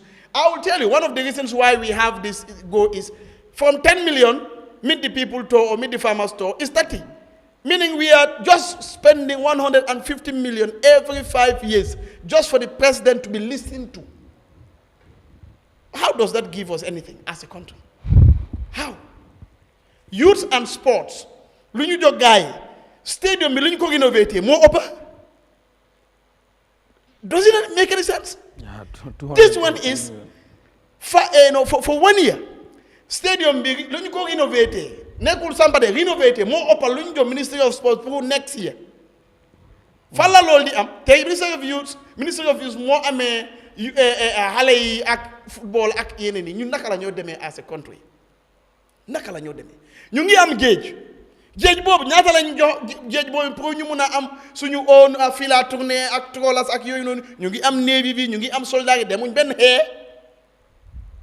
mun nañ use loolu noonu waaye lu tax ñaata lañ joxe so dafa mel ni ñun Gambie yépp benn office moo ñu mbaamal mooy office of the president te dañ ko nangu waaye pour bañ ko mooy foog ñu xam lan mooy politique ak laka na ñoo politique ñu gis Gambia kii wax na ko de daba saani carte dafa am lu ñu dee wax consequences foog am na lu mu la dee jugal boo dugalee sa loxo si pay jaan benn yoon matu la ñaareel bi dina la matta de soo dee nag yàlla saa du la faxal parce que diine bi wax na ne jullit dëgga jaan du ko maata ñaari yoon si benn pax kon ñun Gambie lan moo ñu téye du nattu de bu leen ma wax nattu de nattu mooy li nga amul contrôle am nañ contrôle yàlla daf ñu jox xel nañu bàyyi xalaat yi nga xam ne pour yow rek la nañu gis suñu tey ak suñu ëllëg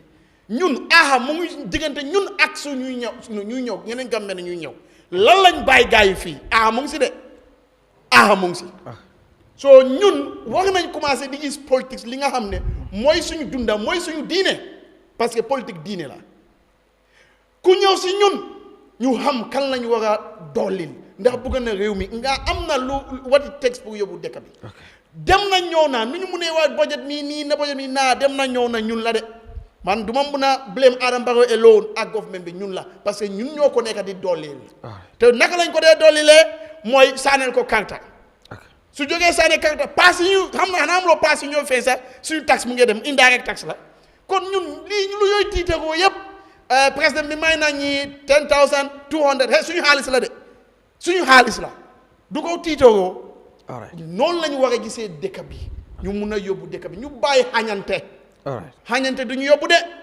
xañante du ñu yóbbu ku mu lu mun jox leen ko ngeen bàyyi di dili dalak lii rek si la ñuy nekk ñaar ñooy am 98 yëpp du ñu am te lu ñooy use nii seen xaalis la nekkul seen xaalis seen baay wala seen papa ñëpp seen xaalis la kon suñu dañu oote suñu boppam nit ñu nga xam ne yàlla moo ñu jox xel nañu pare pour use suñu xel si lu baax moo tax yàlla nag daf ñuy contribuer yàlla ku mu joxut xel du la contribuer kon ñun yàlla jox nañu xel nañu contribuer suñu boppam ñu commencé di xalaat ku deful lu correct nañ ko jéenee ñu asi keneen ñu bàyyi faralante yi nga xam ne amul fen suñu diine bi bugg ko suñu cosaan bi bugg ko amuñ njiit bu correct amuñ njiit bu nga xam ne daf ñu bugg a yóbbu nañ ko jéenee nañu bàyyi politique yi divide ñu ñëw ñun yépp time bi su jotee ñu jéenee ko alright kii Sonko so ba tey si budget bi office of the president comme lu nga xam ne moom lañu estimate pour jox ko boo ko compare ak ministry of youth and sport moo ko ëpp fuuf nga ñëwaat ba ci agriculture so yow nan ngay jàngati loolu doo am na xëy na comme ni ko Dabaax waxee rek mais bi am na yeneen bànqaas yoo xam ne dafa nekk ci biir office of the president but anyway gis nañ ne ministry of youth and sport dañu wàññi li nga xam ne mooy ci budgetam bi ak agriculture so ban analyse ngay def ci loolu Sonko. Thank you so much Garme foog naa ne suma naataangoo yi wax nañ lu bari wax nañ lu bari si affaire office of the president so one thing is very important here wala mu ñuntu ko office of the president now let's look at office of the president side office jumaa la liggéey donc laa jumaa la liggéey department jelle office of the president's code. Because look, one thing we need to understand, office of the president amanke only Gambia than Mati. Every country have office of the president. But how the office of the president operate Kanyame? This is what we need to look at. The office of the president, the structure of our office of the president and the structure of some of the countries in our office of the president is completely different. Because I mean, when this government came, they made the system. Let's call a spade a spade. And they see that the system favors them and they leave the system as it is. Because what happened, how many departments or how many agencies are under the office of the president? Nyajibe disaster. You understand? National statistic. All those ones they are directly under the office of the president. This is something we understand. But should those departments be under the office of the president? This is one thing we need to look at very well. And how much are they generating for the country? This is one thing also very well. Because Nyajibe office of the president is the president. Nyajibe, Naba Nyama, in serious countries, office of the president is the president, the secretary of state, the chief of staff, and the members of the cabinet, and some of the technicians there. But if you go into government's office of the president, how many departments, how many permanent secretaries, how many permanent secretaries are there? How many advisors are there?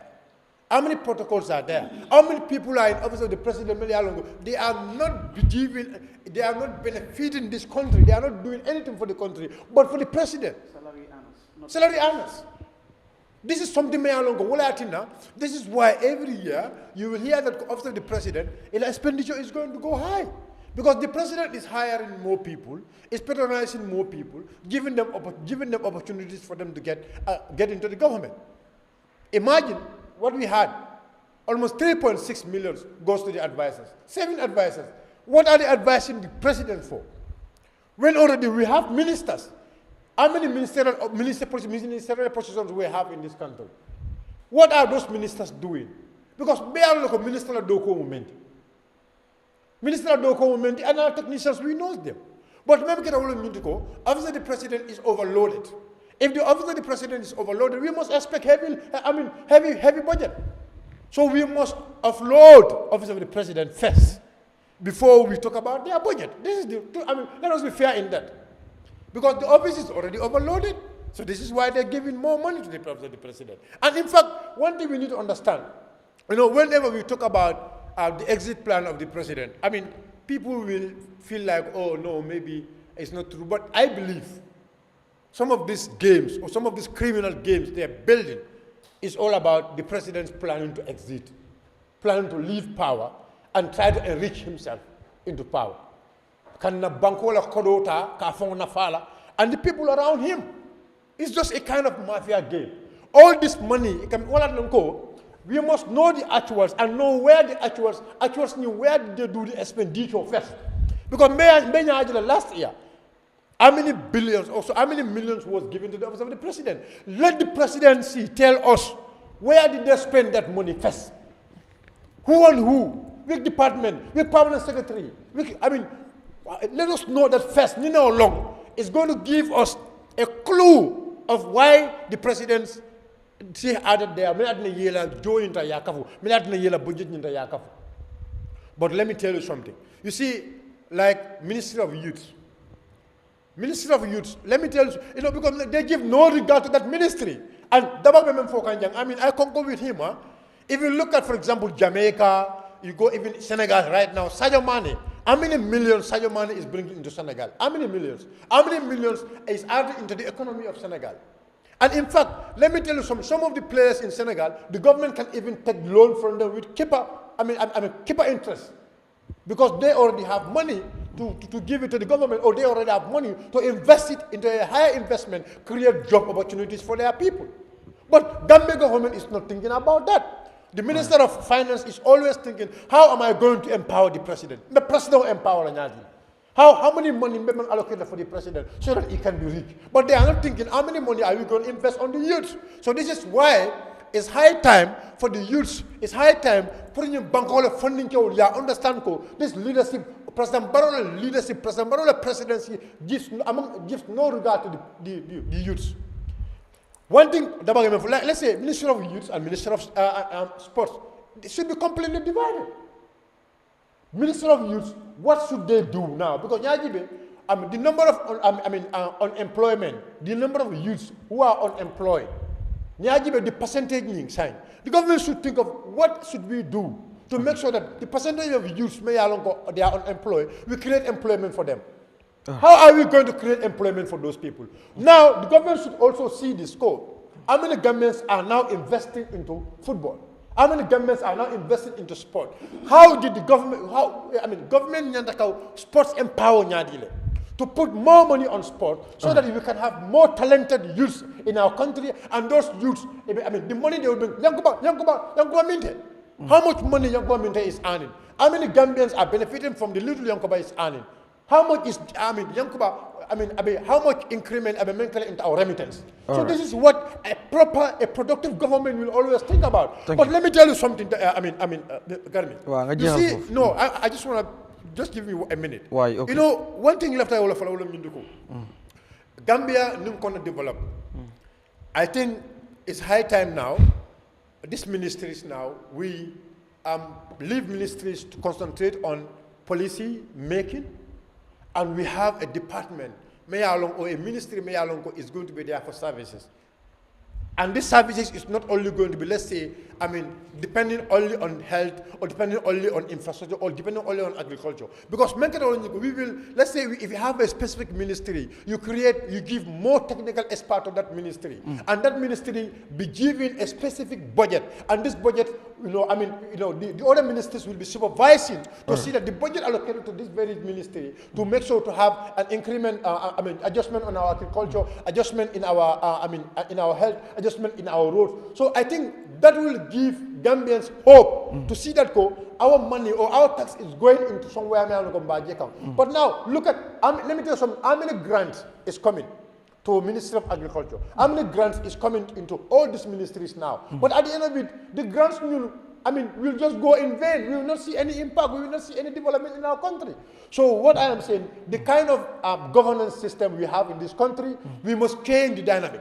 If the dynamic did not change, I am telling you there will be no changes in our budget system, because government will, the ministry will always be thinking of how much money I'm going to give it to my friend who is in this ministry so that he can give me so and so kickback. Thank you. This is what is happening in this country. All right. Yes, Mr. Mane, bala ñu dem suñu benen topic because ñu ngi ñu ci ministry people to bu fekkee panelist yi luñ jotta wax dafa am lo ci bëgg ñëw because suma joggé ci yow ma def transition dem straight suñu benen topic. Well, it seems like there's a consensus ne suñ budget bi is a total failure. Te man li ma gis mooy ne Gambians si they should buckle up. War nañoo pare tool because 2025 is going to be very tough. Because this government it has misplaced priorities. Soxla yi nga xam ne dañ ko soxla yooyu dañ ko bàyyi. Because of that dina am very serious consequences because the will is not there pour change. Liñ gis li yëpp rek mooy ne rek ñi nga xam ne it's like kii li mooy wax rek like 100 people 2% ñu ngi enjoy 95 are working for 2 people loolu rek moo fi nekk te lii xew mooy ne nguur government bi dafay fail mooy ne suñ country bi dafay fail te loolu lu mooy firnde mooy poverty bi fi nekk is man made te naka la nekkee man made mooy ne few people lu nekk seen priority mooy pour enrich seen bopp rek ñoom ñu nekk millionnaires rek loolu mooy seen priority xalaatuñ abaadi réew mi xalaatuñ consequences ñoom li ñooy decide fi ñooy dugalee alal bi seetuñ loolu negative impact bi mooy am to the society ñoom liñ bëgg rek mooy ne ñoom ñu enrich seen bopp léegi la ñu dem to a few people ñu di leen jox rek di si benefit so it's like a mafia system the will is not there the desire is not there greed ak corruption mooy loolu rek moo fi xew so moo tax problème bi daal budget bi is just to serve to satisfy very few people but not necessarily the country because productive base bi fi mu nekk ni ñu ngi koy rey the civil service is bloated dafa over bloated dafa too many people so dañ ko war a structure so lim like mooy very radical changes foog ñi am ñoo xam ne they have the vision dinañ pare pour take that decision. It will be very very tough. Why from what I'm hearing and seeing xam naa ne is possible. There is hope. I mean am nañ ay ndaw bente ñi nga xam ne yaakaar mu ngi si ñoom ne I mean suñ ñëwee to work for the country because you cannot be in government and expect that di nga make money. It's not possible. doo mun a nekk in government and become a millionaire foo ko amee rek yaa ngee sàcca is that simple. You're paying the president you're paying the president about 500,000 a month. At bi is 6 million. Waaye mu ngi spend more than 30 million a year. I mean mënuloo fay nit 500,000 a month. At bi moom fere yi mooy def soo seetee benn investment in property is more than 3, 4, 5 years of his earning. It doesn't make sense. So ñun nag ñoo war a ubbi suñu bët yi xam ne réew mi ñun ñëpp ñoo ko bokk. Réew mi belong to anybody. Government dañ leen fal rek pour ñu ñëw serve the interest of the people including themselves. waaye waruñ faa nekk pour enrich seen bopp te li xew mooy sa mafia system ñoom yëpp dañoo jàppalante rek. Majority of them te few of them ñoo nekk di benefit ñi nga xam ne they are on the very top. The rest of them dañoo nekk di struggle rek di dem from hand to mouth fi mu nekk nii te li mooy cause mooy a lot of stress in the society because there is a lot of economic stress, unemployment, I mean dependency dafa tax crime yu bari daal so budget bi moom is a total failure. National Assembly suñ koy pass ñu xam ne dañ koy pass rek waaye it's not serving the purpose boo xam ne ñun citizens yi I mean it's not meant for them. It's meant for those on top because you look at the budget lines, it's all about the different ministries. I can tell you 75% of the budget nekkul loo xam ne dafay benefit the Gambians. It's just for those on top. So mënuñoo nekk di dundee noonu ñoom ñuy leble tamit di ko use pour seen own lifin soo waxee ñu ne def nañ investment in roads yoon yi ñooy defar balaa ngay defar yoon nga defar nit ñi waaye roads yi ñooy defar sax substandard roads lañ ba pare dañooy overcharge xam nañ ne kickbacks yi nga xam ne dañoo happen that's what's happening. So it's about time Africans Gambians in particular ñu jóg I mean ñu bañ di toppa guys si this sort of differences bi nga xam ne ñu ngi koy promote ñu xam ne we are Gambians I mean fi mu nekk nii what is at stake is our future. te ñoom dañooy jaamal rek it's very sad very unfortunate but there's hope. All right. Yeah, but time dafa jeex yes time dafa jeex te yow doo ñëw on time duñ dee start show bi on time so waaw just dama bëgg la 1 minute rek ok dama bëgg a wax ci affaire yi IEC bi understand because gis naa si budget bi understand IEC the budget for IEC 2025 was almost about 200 and some millions. I understand why even IEC send budget is even more than the budget for the Ministry of Youth. I don't understand that because the problem is there any election coming in 2025? Understand given IEC alone, IEC doesn't matter, almost 200 million the IEC for what? I don't understand. There will be no registration this year. I mean 2025. IEC amuñ ay staff No, but staff this is what we need to understand. The number of staff there.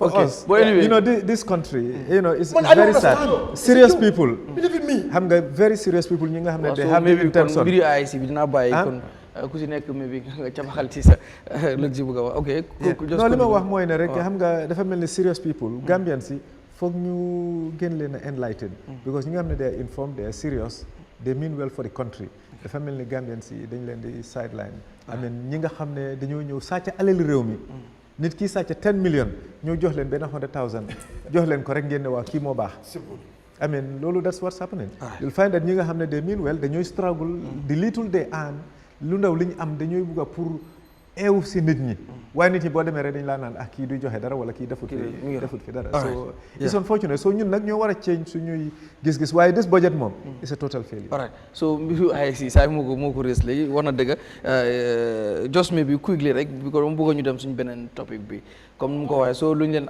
allocated moom mu ne is more than even the Ministry of Youth and Sport te wax na dëgg yes is 298,254,000. no jar naa laajte because IEC dama foog ne temporary staff moo fa gën a bari.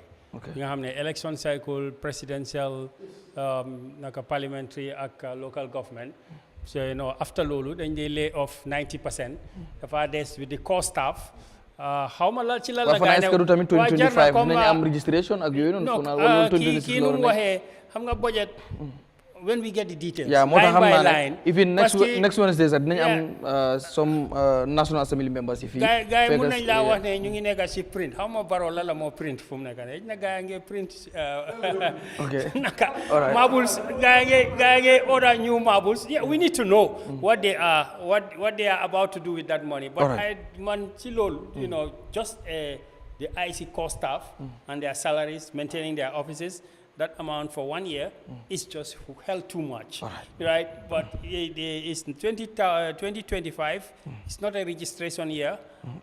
It's not a advocate. Even advocacy is very cheap. That's what they need to do. So we need to probe these things. Garme, yana neka si media bi. Amna how man the minister the budget itself will be presented, I believe, you know, at some point, and then will be debated.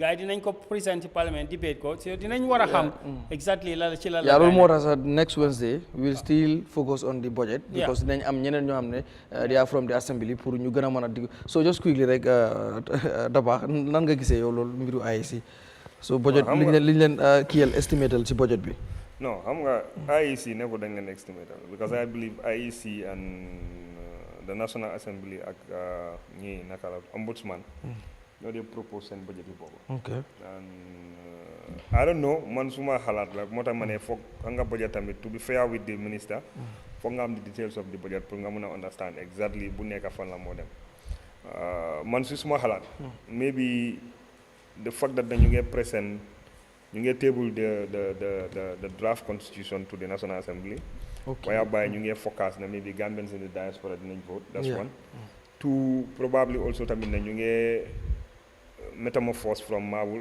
to maybe paper ballot, you know, expecting that they will have more candidates for the elections. But ñom draft constitution bi ñoo xam nañ ne sax this draft no xam nga tamit xam nga fekk demu through the process ñun duñ waaw no xam nga ñun xam nga lu nekk xalaat ngay def that's right maybe ñoom dañoo xalaat ne it will go through and loolu moo nekk ñoom seen responsibility because maybe they believe ne draft bi dina jàlla in parliament understand and dina dem through a referendum and Gambians in the diaspora will have the opportunity to be able to vote or politicians yi am nañu bëgg a go in for the paper ballot am na ñoo xam ne dañ bëgg a stay with the marble so I don't know which is which so maybe tam ñoom tam ñu ngi project na maybe probably dañoo migrate to paper ballot and that stuff waaye lu si mën di dem rek mooy to be fair with the minister and to be fair with these departments foog nga am the detailed budget itself pour nga mun a xam budget lines yi line bu nekka ñaata la fan la moo dem su ko defee nga mun a am a fair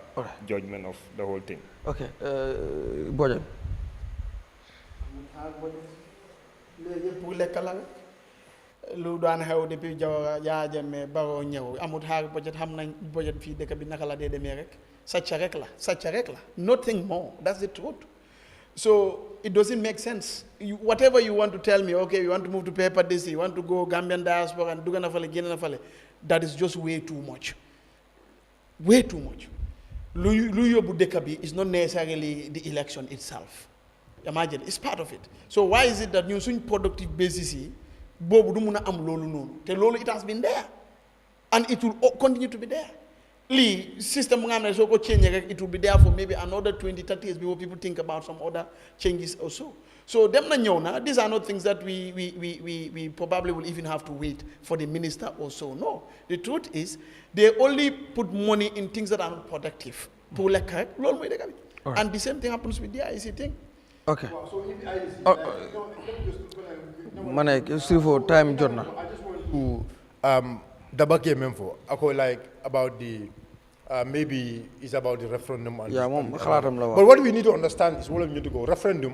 I mean, last year when the president was speaking in the assembly, State of National Address, he did say this referendum will happen in December, and December is not 2025; it's December 2024. So this is why I said it's always important for them to tell us the actuals, because let me tell you, if this was budgeted last year in IEC. Because if the president said it, and I believe whatever the president should say in that place, that must be budgeted. So now, we expect them to tell us what is the actuals for IEC. No, the budgeting is on now. So if they are Yes. referendum, they will be realistic that it cannot be 2024. It can only be 2025 now if there will be a referendum. No, but now this is why I said. So the because the president president was only said talking out of the president wishful said thinking. in 2024. That's what he said. And I believe the president, when he was speaking at the Sona, that there will be referendum. So that has already met that goal. They have already budgeted for referendum 2024. No, if they have already budgeted, the budget is for 2025. So No, if you I start budgeting, Yes. you will not All right, conclude the okay, budget all right. until 2025 No, comes. I You will un- keep adjusting. No, Okay, no, so- I understand. There is no what budgeting I'm at saying, that what I'm time. saying, Yeah. I understand. They can give them a budget for 2025. Yeah. But now, before giving them a budget for 2025, tell us what was budgeted for it, because it was planned, it was pre-planned, it was planned. wow, that it's going to happen That's why we said the 2024. details. When the details come. No, there was no referendum now. But now, what was the estimate? 2024 budget. Yes. There was no referendum expenses on that budget. And you can go back and verify that. And sometimes I like to be fair both to government and I like to be fair it has to be both to people. We practical don't just and have to sit factual. down here and just So now, but that was something. He has a point. No, We that's a expect, point. You don't understand. we No, no, no. expect the I want head to of state understand. I want to to be understand. realistic to To be realistic. Gambians when you addressing No, them. no, no. That You is need to one understand. opportunity. You need to understand one thing. Okay. Sona is like the policy direction of the government. Okay.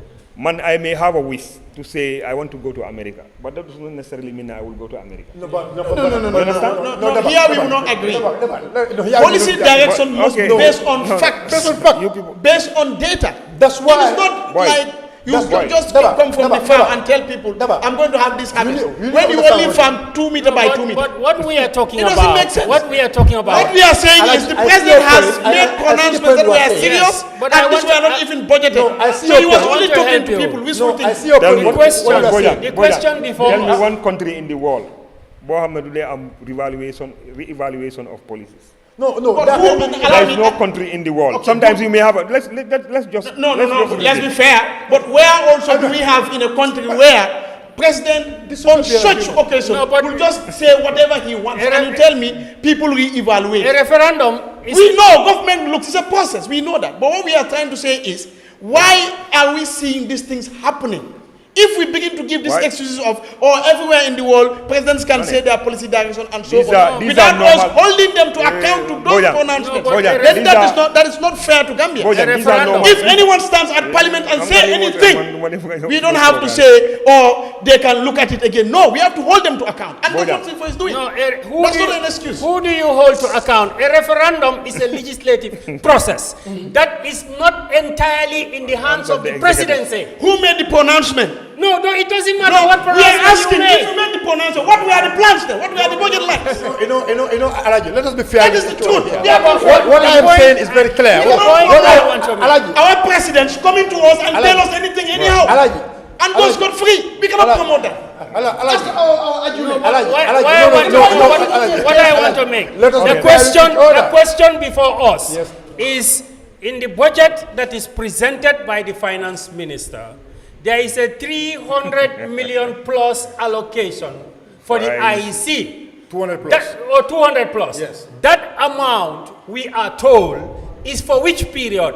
Is for the period of 2025, January to December. Okay. So what we are arguing on is it realistic to assume that there might be a referendum in December, between January and December 2025? Okay. I am saying, yes, it is reasonable to assume that if the parliament pass the constitution that says that let us have a referendum, it is reasonable to assume that that referendum is going to be in 2025.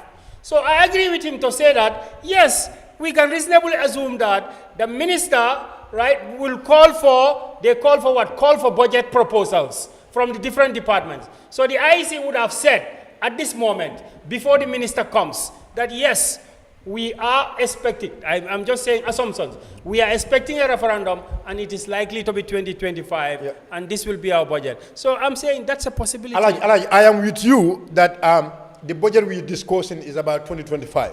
I am not denying that fact. You understand? And I know this could be part of the estimate, or this could be part of the budget of IEC that events they for the expect, IEC that they expect the referendum to happen in All right. 2025. But what I am saying here, the The president stood before the members of the parliament in 2023.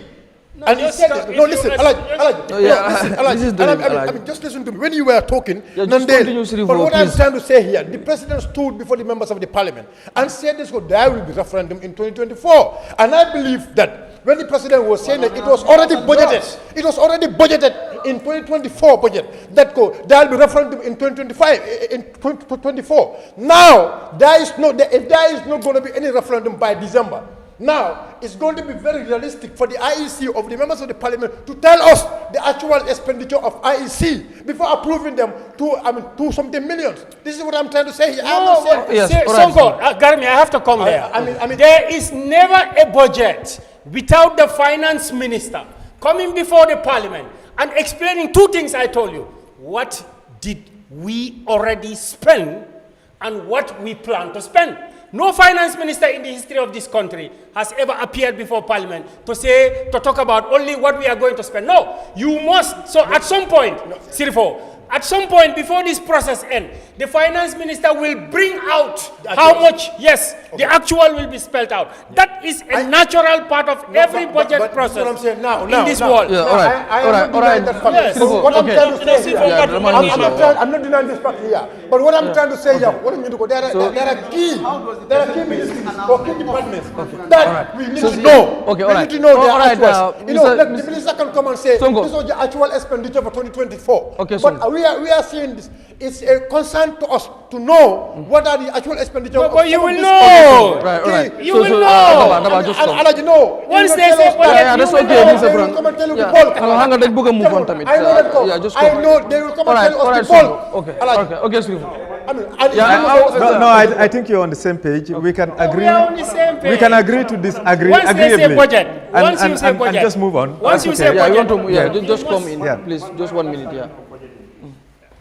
Every budget, the base for the budget, Monica, the actuals of the past, Yeah. previous year. yes. Lolo is basic standard Basic. Yeah. for everybody. Yeah.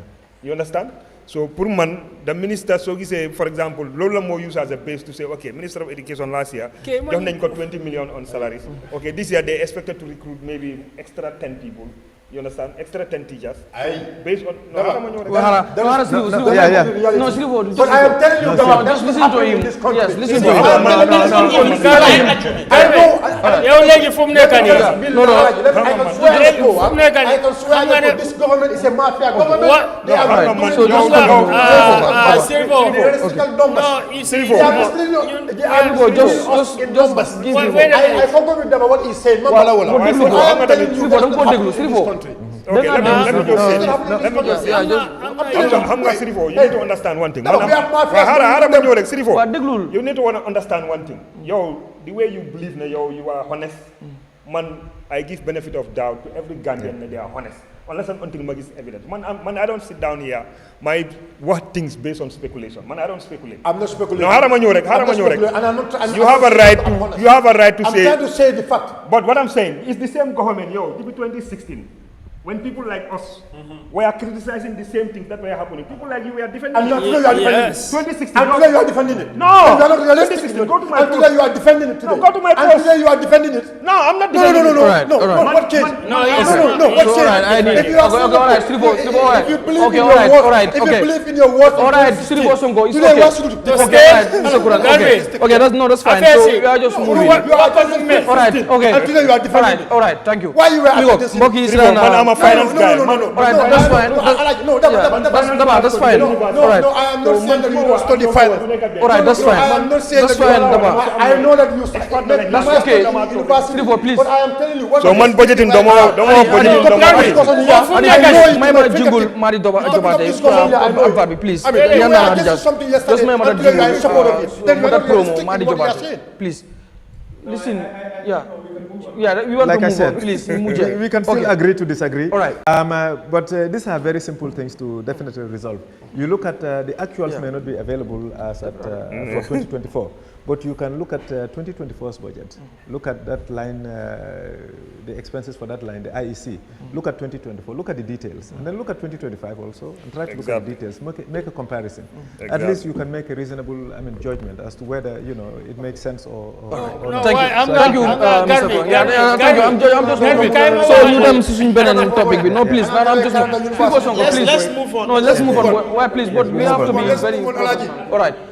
ñu demaat ci beneen ponk muy suñ ponk bu mujj sax ci jitaay bi muy lu jëm ci Meet the People's Tour njiiti réew mi di ko def ni ko santaane nday réew mi santaane mu def ko lu mu néew benn yoon ci at mi door na ko muy Meet the People's Tour bot gis-gis yi nag daf ci wutee am na ñoo xam ne dañ ko gisee ne political kii plateforme lañ koy def boo xam ne dafa dem di fa wax waxi politique di fa jaay agenda NPP wala yu mel noonu bot li tax a jóg mbir mi du loolu am na ñu gisee itam nag ne lu baax la ndax bu demee dina gis kii bi li nga xam ne mooy jafe-jafe askan wi ni ko ñenn ñi di waxee but anyway ñu ñëw si suñu gan bi Mr Mané Meet the People's Tour nekk na loo xam ne constitution bi muy certain ndey réew mi moo ko jagleel njiiti réew mi wala moo ko sant ngir lu mu néew mu def ko benn yoon waaye ci at mi na génn dem ci askan wi waxtaan ak ñoom déglu seen i jooy waxuñ binduñ foog naa si constitution bi ne demal président bu toog dafa war a dem meet NPP wala UDP wala meet nangam but Meet the People's Tour lañ ko tuddee tey ban jàngat nga ci am président bi startaat na ko am na ñu ci wutee gis-gis nag am na ñoo xam ne dañ jàpp ni sax léegi amatul njariñ ndax ni ñu ko defee rek Mumbai la ak tànn ñu fay wax politique lañ koy def soo yow ban gis-gis nga ci am na ñoo xam ne dañ ko politicize xam nga pour dem bi moom mu dem si tour bi comme que constitution bi allow na ko moom loolu moom duñ ko daaxane warta am naaw li ñuy question mooy doxalin bi mooy di issue parce que time boobu dañ doon wax ne Meet the Farmers Tour te time boobu communication dafa jafe woon lool téléphone yi advance wuñu woon road networks yi baaxuñu woon so président bi dafay am advisors dafay am ay nit ministres yi ñii di ko wax ne lii mooy xew muy am information waaye baax na tamit pour mu génn a gis nit ñi mu mun a xam du ne rek pour pharmacie rek waaye dina gis road networks yi naka lañ mel dina gis communities yi dina gis nit ñi ni ñoo dëkkee dina interact ak ñoom dina wax ak ñoom dinañ ko wax seen honest opinion ak seen bugga loolu moom du dara pour ñu dem loolu munoon nañ koo def si beneen fànna nga xam ne délégation buy dem du war a bari xëy na président bi rek ak agriculture minister wala trade minister pour employment with very few entourage rek ñu dem instead of ñu def ko political fanfare nga xam ne dañoo dem pour promote seen political agenda ba pare dépense bi ñu fay def tamit dafa bari because fi ñu nekk nii mun ngaa def ay zoom meeting sax nga toog sa place communiquer ak nit ñi mun ngaa seen sa ministre nga délégué leen ñu dem foofu nit ñi waaye su nekkee ne day am te daaxuñ pour mu am loolu is not a problem comme que constitution bi allow na ko waaye su demee ni ñu war a demee fere bi ñooy def is too much parce que soo seetee meeting bi li ñu fay jëlee nga seet from 20 nga dem since bi ma ko remember let's say nga seet this current government this third republic nga seet from 2017 to date bi ñu nekkee di dem there is nothing new the same thing la dañoo dem rek gaa yi jëmbat ne waaw gerte yi prix gerte yi yoon yi fii amuñ ndox fii amuñ lopitaan the same thing la ñuy joytu rek so they know the problems te comme que am na ñi nga xam ne mu ngay liggéey ak ñoom te ñoom xam nañ luy affect those communities definitely the problems are already known to them over the years because lii nii they're going to learn nothing new so they know everything kon su ñuy dem su nekkee ne moom sax sañ na pour dem meet ak nit ñi xam naa ne politicians léegi-léeg foog mu dugal si some politics tuuti waaye war naa try neutral mu make sure mu balance secondly war naa try pour dépense bi entourage bi mooy yóbbu is too much fere bi ñu fay def is too much so dafa mel ne daal dafa nekkaan avenue pour nit ñi am xaalis rek so su nekkoon ne moom dafa dem definitely pour nit ñi déglu leen ñu waxal leen first hand te du ne ñëw rek pour promote agenda of the president promote lim def waaye ñëw wax ko seen situation mu déglu gis leen interact ak ñoom mu continuer dem den kenn du ko daaxa waaye société budget la liñ war a fere pour foofu dañu wax ne 30 millions waaye man xam naa ne daal 10 millions moom is far above 10 millions te 30 millions bi is too much parce que loolu pour ñu def ko sax warta passé ay 3-4 millions dollars Gambia fii nii soriwul pour dem around nga mit nit ñi rek gis leen nga ñëwaat so waaye dañ koo def like a political rally is the nature of politicians waaye daal mun naa dem that's okay waaye doxalin bi daal moo correct waaw alright Mr Dabakh yow noo ko gisee bi ko am nañu ñu ko jàppee ne politics la ndax bu fa demee léegi dañuy tànn ñuy wax bu ñu naan meet the people store pour nit ñi war a wax seen jàmbat boot bu ñu demee dëkk bu ñu dem wala region bu ñu war a meeting am na ku ñu war a jël boo xam ne moo war a waxal youth si ku war a waxal jigéen ñi te ñu ci bëri doon ko def dee bokk si seen parti si so yow ban gis-gis nga ci am na ñu jàpp sax ne amatul benn use. non man dama bokk suñu wax ne amul use. ok because dama believe ne président dafa am responsibility pour mu xam askanam si yan condition lañ nekk. because bari na liñ laa wax comme like yow ñi nga óolu moo xam ministre la moo xam presidential adviser la moo xam director la or whatever kooku du la musa wax moom on the performance am you know when they come to you or politicien bi nga xam ne dafa bokk sa political party moo xam regional chairman la moo xam yaay compagnie la whatever su ñëwee lu mu laa wax mooy yow loo bugg a dégga because loo bugg a dégga mooy tax yow nga teg ko place boo xam ne xëy na moom deserve foofu noonu te loolu mooy tax tam xëy na mu mun a benefit because ñun fii xam nañ politics nu dee demee most times yëfi patronage la understand nga di person ku nga gom ne moo la gën a mun a indil moo support base kooku nga dee gën a déglu kooku nga dee gën a farlool kooku di nga ko defal loo xam ne sax xëy na probably deserve ko so sometimes tamit is good like for example tey defar naa yoon maybe Saba Sanjal moom mu dem foofu mu gisal boppam daan ñu isul ko pictures o ñu isul ko videos o mu déglu ñoo xam ne nii xëy na minister of works xëy na is good moom mu dem su demee foofu noonu benn dina am first hand condition yi yoon bi tout dina mun a interact with the people from the locals pour ñu xam tali bi ban kind of impact la am si seen life and two lan moo nekk another thing also lu gaay nit because man dama believe na development should be from the bottom up approach la war a nekk not top down approach bi because ñun fii lu bari suñ développement su noonu la demee policy makers ñoo dee toog Banjul toog design ok Kerewan dañ leen bëgg a yóbbul tali probably waa Kerewan soxlawuñ tali nekkul nit nañ tali but maybe lopitaan moo gën a nekk seen priority dan tali understand so beneen bi mooy man li ma si du d'accord and I've been saying this long time ago soo ko xoolee depuis time yi Jawara time boobu noonu time yi Jawara mit the farmer store la tuddoon Yahya Jammeh ñëw transform ko mit the people store waaye soo xoolee up to now lu bëri political ambiance moo si dee gën a am doole dan essence of dem xool set condition yi nit yi you know take note of that ba pare ñëw toog draft policies yoo xam ne nii dafa dem pour solve those kind of problems and I can understand nit yi tamit dañ si am responsibility parce que xam nga tamit président bi suñu la joxee plateforme ne la waxal kenn waxut la nga saaga président kenn waxut la nga xas ko waaye nag su nekkee ne yow conditions yi nga xam ne nii yow because yow mi taxaw foofu noonu di wax nekkul yow sax boppa nga nekk di waxal yaa ngee waxal everybody who lives within that community so yow su nekkee ne yow sa status or sa condition is okay that does not necessarily mean ne moo nekk the reflection of everybody who lives in that community so da ngaa xool ndax majority of the people who live there ñoom seen life seen status seen conditions seen living conditions naka la demee then nga lay those kind of complaints but the sad reality moo nekk like most of these people mooy comme li ma la wax rek from the beginning ñun di wee ñun dee tey suñ président yi understand nga loolu moo nekk problème you know the fact that ne di ordinary especially man suma mbokk yi nga xam ne nii ñu ngi jógee rural Gambia once ñu ne président pour ñoom président buur la understand nga da ngaa ñëw ñu jël seen xaftaan sa simi ko lalal la ko non you understand dina la jot respect because that toogu that institution dafa deserve respect from everybody mun nañoo ñàkk a d'accord mun nañoo ñàkk a agree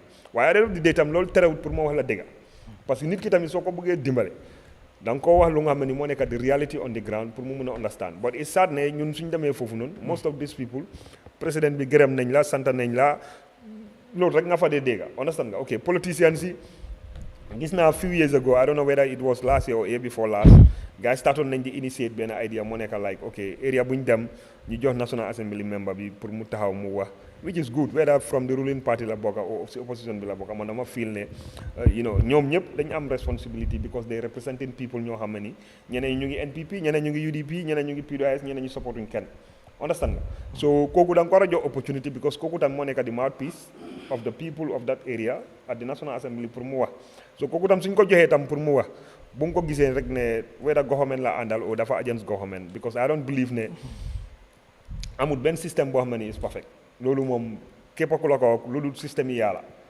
daf laa wax léeboon lu peen te amul kenn tam koo xam ne tam mun na moo ñëw mu solve all the problems of mankind kon àdduna bi tey duñ toogaat fii nii xëy na probably sax ñun sax di liggéey waaye soo gisee tey ñu ngee toog fii nii di wax ñun most of the things lu ñoo wax fii nii tey am na ñu ko waxoon 30 years ago 20 years ago waaye lu tax ba léegi ñu ngi ko wax parce que pour fàttali la so njiit pour man su demee si meet the people store dafa war a make sure ne nit yi nga xam ne ñoo dëkk si area bi buñ ko nëbba dara ba pare moom tamit bu mu accept ñu ko wax fii nga war a dem visit bul dem visit area bi because ñu bàyyi also tam this cosmetic last minute xam ne président bi mu ngi war a ñëw fii yoon bi correct ñu aaga ñu dem isi grade foofu noonu understand nga so community si boobam ñoo war a ñëw work out real because most times some of the local politicians on the ground loolu la gars yi day def pour foog ne pour wan nit yi ne président bi ne nit yi they are happy people are okay and loolu daf dee trompé président yu bëri because soo xoolee président Abdou Diouf bu mu jeexalee président sem bi soo xoolee autobiographie mu ngi binda mu ne moom bu mu nekkutee président la door a xam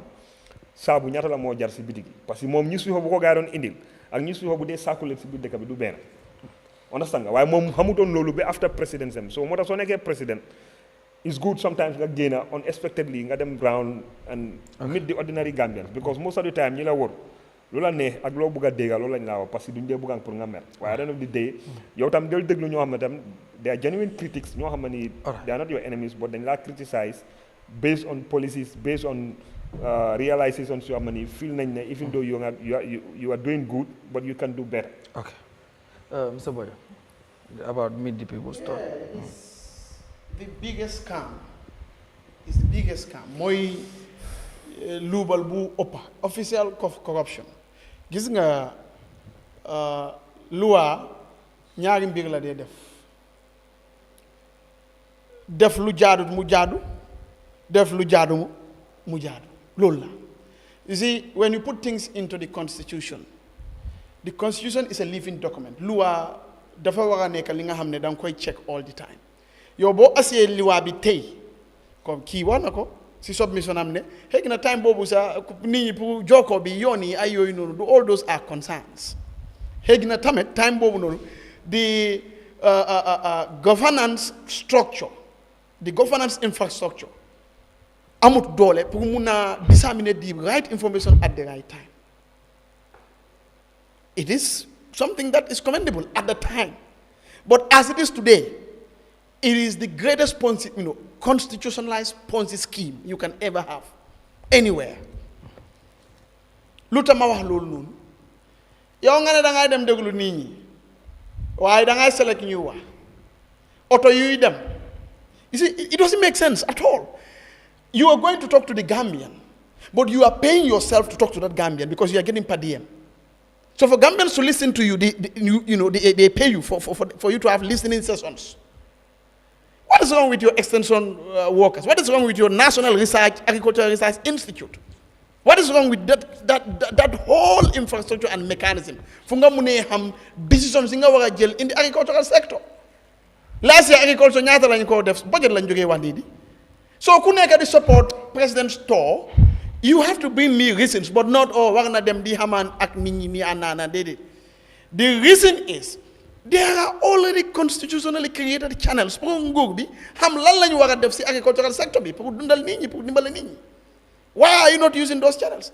And if you must go, must it be entourage of NPP, entourage of this, entourage of that? What is wrong with you going with your state house, 5 cars, and then that is it? You are able to know what you need to know. So, why must we pay you for you to do your job? We are paying you salary. You life salary as a president. You life lune. Everything you la koy fay. Why both them pour ak ñun sa dañ life? Sa liggéey. Am na lu gën a haram ëpp loolu noonu. So, loi la ñu use pour mun a def haram, pour mun a def lu bon. Because 10 million la woon ñu ñëw yokk ko léegi nag it cost taxpayer 150 million in 5 years just for you to have listening sessions loolu laa leen ooye listening sessions. Okay. So foo déggee loolu dafa yóbba dëkk. And the other thing is, who amongst us has seen survey database of the previous presidential tour? What were the concerns? How many concerns were addressed? How were they addressed? What were the challenges? Can one you call one for as politicians? And why should we support it? You are using our money and you are not giving us any feedback. Year in, year out, the same thing. The agricultural sector in this country is dead. And year in, year out, you are going to listen to those farmers. Okay. But those farmers are not paid for them to speak, but you are paid for you to listen to them and for them to listen, Does it make any sense?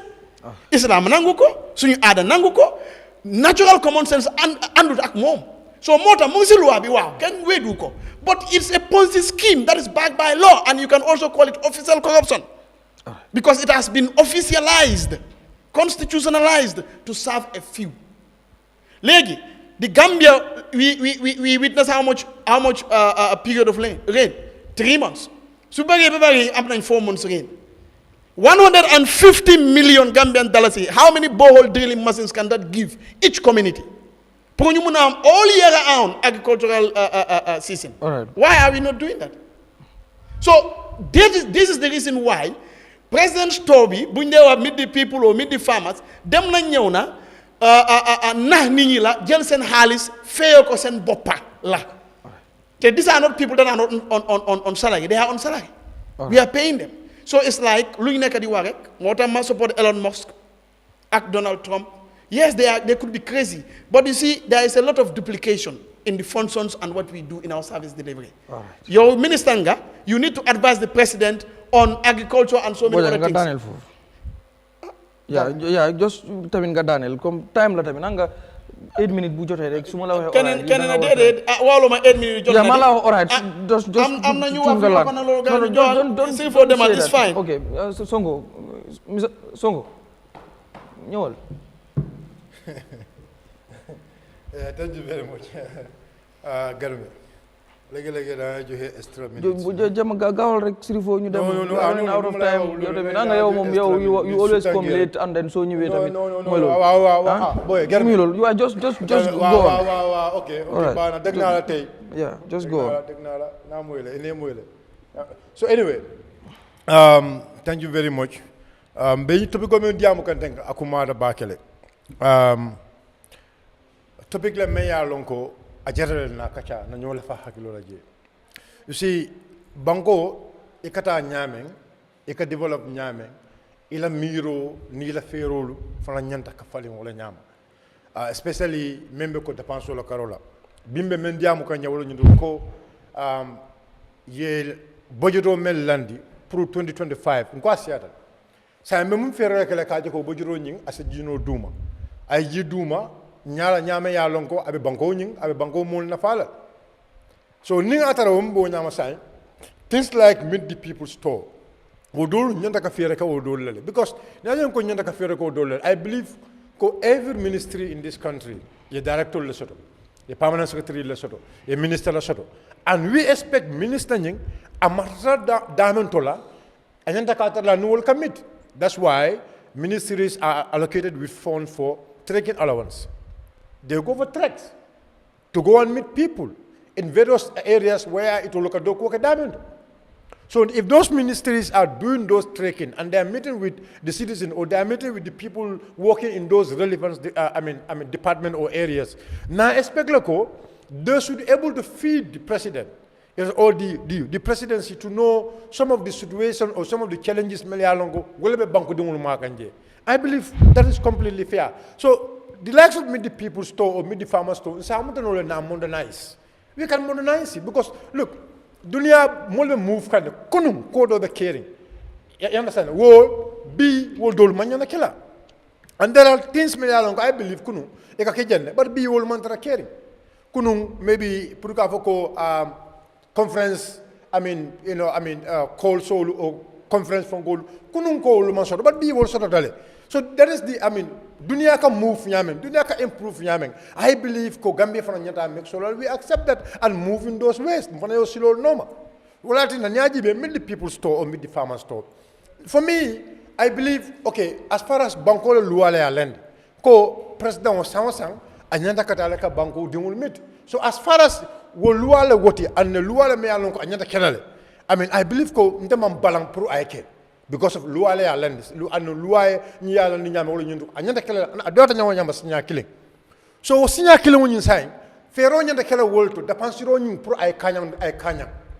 dépense ro nyinto because ako mata la fanande pour banque dolu e fanangi they have face to face with the president to prove yela ko dol fay so walatina nyaajam ko ferol to keno jolo nyinto ko the delegation the amount of people menkata for example let's say for example nim president wulla anala ala interbe with plus the ministerial be and the police or the soldiers everything even if they can go with let's say 40 vehicles. Let's say 40 vehicles. And each of these vehicles, for example, I mean, if it is 20 days, each of the 40 vehicles, maybe every day, let's say just every day, they are allocated with maybe at least liter 10 say. I mean, at least that is going to be around 5 million plus, or almost about 5.8 million. For 20 days, for example. Now, those delegations on you, let's say, at least moto, let's say for example, mo lule bakono, for example. At least ni moto mo lule bakono. I mean, we expect that one for 20 days will be almost about 15 to 16 million. So, will be about 12 million plus. So at the end of it, let's say if the budget went about 20 million, for example, you understand? 20 million, okay. I mean, I will see it fairly because why I will see it fairly is this. I mean, Bankola fuelo damento, and I believe every civil servant, maybe ta toning kono. I mean, the government need to pay where amari nyimbela la damento. Ala domoro government nyata kake. The government could budget, let's say, every civil servant to be paid, let's say 3,000 or 2,500. Ila bungo betarla ila domoro betarla kono for a day. So there should be proper control mechanism in terms of if the president is going for a tour. And if the president also go for a tour by using the state money, there should be a minimal politics. Because I know, I mean, he's in a political position, but there should be minimum politics in it. Because you went to meet people who you know that they are not in the same political party with you, but they are citizens of the country. So, some of the people, they are not in the same party with you. They will feel scared to go and attend the meeting. But I see it it's fine. I mean, if the expenditure is going to be transparent at some point, because I don't want to sit here and say, okay, meet the people stoning amanyana kela fereng. But at some point, I mean, every year, to a president. Right now, why? Because we all see that the president about not bank, LLR. So he has already met the people in those areas. And he went to visit some of the projects in those areas. So if the president can go and, because a lot every town, I can spend.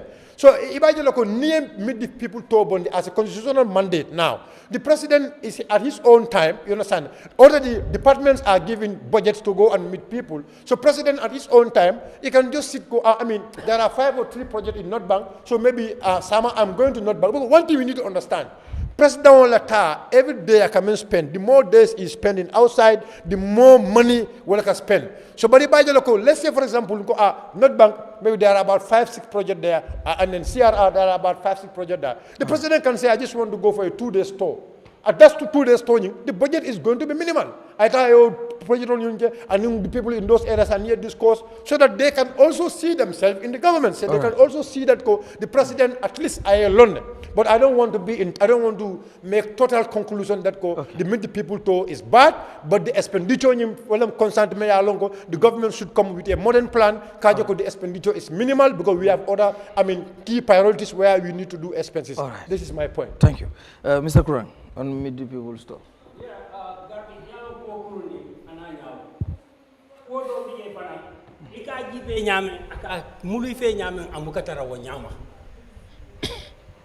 Wala atine ko ni be cabinet of formula cabinet post dol bi finance minister justice minister janni ba di la mola amari nyanta sobila mu londi le ka o place o tamandi minister dol bi momorondi sikeno wotile bar kabrin Gambia lo for 1965 anim bi ibuka moke finance minister da man sobi ibuka moke justice minister da man sobi ni ko budgeto men ka dépense ko bela banko kan amanke ko nim budgeto be diamu la sinin dépense ko dam man neka diamu o manke accounting rule ti même rule ti janni be afola même be kela inyanta yitani la le men keta so ni amoy budgeto dron wala men keta ani men be kela. So when we come to the presidential tour, for me, lum nekka lum lifin mooy président bi su demee si dex bi wala mu dem meet the farmers people dafa war a am objectif parce que budget nañ ko su fekkee ne dépensé na loo xam ne nekkul si budget bi loolu leneen la loolu beneen waxtaan la waaye su fekkee ne lu moo doxal gars yi approve nañ ko most likely multi party bill la mu dem si parlement bi gars yi pass ko ñoom ñu d'accord si lii la war a dépensé ñoom foofu la tegoo so léegi nag lan la ñoo seet ndax parlement bi boo xam ne ñoo taana dépense bi dañ ko war a seetaat ku nekk nga waxtaan ak koo saanil karta nga ne ko ñun bëgguñ lii gars yi wàññee ko loolu war nañ koo seet léegi nag objectif bi président bi lan la dem uti man lu ma xam mooy Jawara su daan tukki su demee si dex bi foog mu waxtaan ñoom waa dex bi lan moo leen fa toogloo gerte bi ñaata la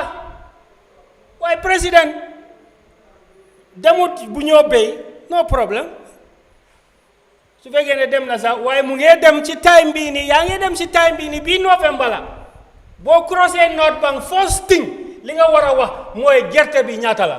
boo waxutee loolu. so mu ne he has a good news for the farmers. good news bi. ana good news. non mais computer bi tàngut. ana computer bi tànga. loolu daf xam nga lii su fekkee ne ñoom def nañ. affaire the computer ñu sontale. su fekkee ne ñoom def nañ policy bi. Alhaji, the computer is okay now. He say I plan for it. The computer I plan for that. Achantale. No, System. computer nying ako among. Computer system wala chantale. Ako I follow sign. Then the computer is okay now. So munam results tinu. We need to know. What is the result? Right? ñu nekk si def bi dañu war a xam. yow nga béy nga dugal sa xaalis bi yëpp ci béy bi nga di béy gerte bi léegi gerte bi gas nañ ko béy léegi nag pour yóbbu ko ci passoire bi moo des waaye ba tey ñun xamuñ gerte bi ñaata lañ see mun a am kon président bi lu moo wër parce que moom yow yaa ngi wax affaire yi 20 millions 40 millions non gerte bi 500 millions 600 millions moo nekk ci suuf si 1 billion moo nekk ci suuf bi ba tey kenn xamul njëg bi ñaata lañ koo jëlee ndax Sénégal lañ koo dem jaay ndax dañ koo dem si naka la tuddaat Serekunda naka la tuddaat marché bi. syndicat ndax syndicat lañ koo yóbbu ñu jaay ko nga xam ne réew bi économie bi yaawu na so doo mun a dem nga ne da ngaa wóor rek doo ñu wax lu ñu jënd. waaw gis naa président mu ngi wax ay developments and so on xam naa ne politics cannot be separated from economics. so su demee foog mu wax yoo xam ne dafa am political implication waaye lu ma wax lu gën a am important ci suñ dunda bi daf ko war a wax nekkul ne gerte bi rek dafa war a wax ci loo xam ne mooy current economic problem fu mu nekk nii ñu bari si dex bi duñ dee mun a jënd saaku maalo moom lan mooy plan am dëkk bu mu dem every village bu mu dem dafa war a waxtaan ak gaay moom lan mooy seen plan bi nguuram bi pour wàccee saaku maalo bi mu wàcca ndax am nañ plan ndax am nañ pexe waaye because dégg naa small part of it mu ngi wax ne 1 kilometre ñaata million ay 23 million la moo jar waaw so dafa mel ni président he is going into the details so loolu lañ bëgg mu dem ci detail boo xam ne right sun ceeb bi ñaata la te moom planam lan mooy planam pour wàccee ceeb bi from here to the next year loolu lañ ko war a dégg lan mooy planam pour gerte bi ñaata lañ koo jëndee parce que dunda mooy yëpp ak maalo yi naka la moo tollu lan mooy plan bi so suñ déggutee loolu dañoo wax ne moom propaganda di money bi xaalis bi mu ngi dem ci propaganda te loolu laa gis ne too bi su waxutee yooyu noonu am na yoo xam ne soo ko adressé wutee yaa ngi ci propaganda. Thank you. gerte bi sax first time bi mu demoon North Bank initially waxut price bi ñaata la waaye eventually foog naa démba jotoon naa wax xam nga last year kilo bi was $38 a kilo mooy tonne bi 38,000 so mu ne this year tamit dafa nekk di same price dañoo retain di same price 38,000 a tonne waaye li ñu wax mooy lu nekk problème bi mooy ñoom bi ñu doon defar budget bi ñu nekk di wax nii dañ def increment of about 25%. waaw société budget bi c'est about 25%. su nekkee ne last year price yi gerte def nga si 25%.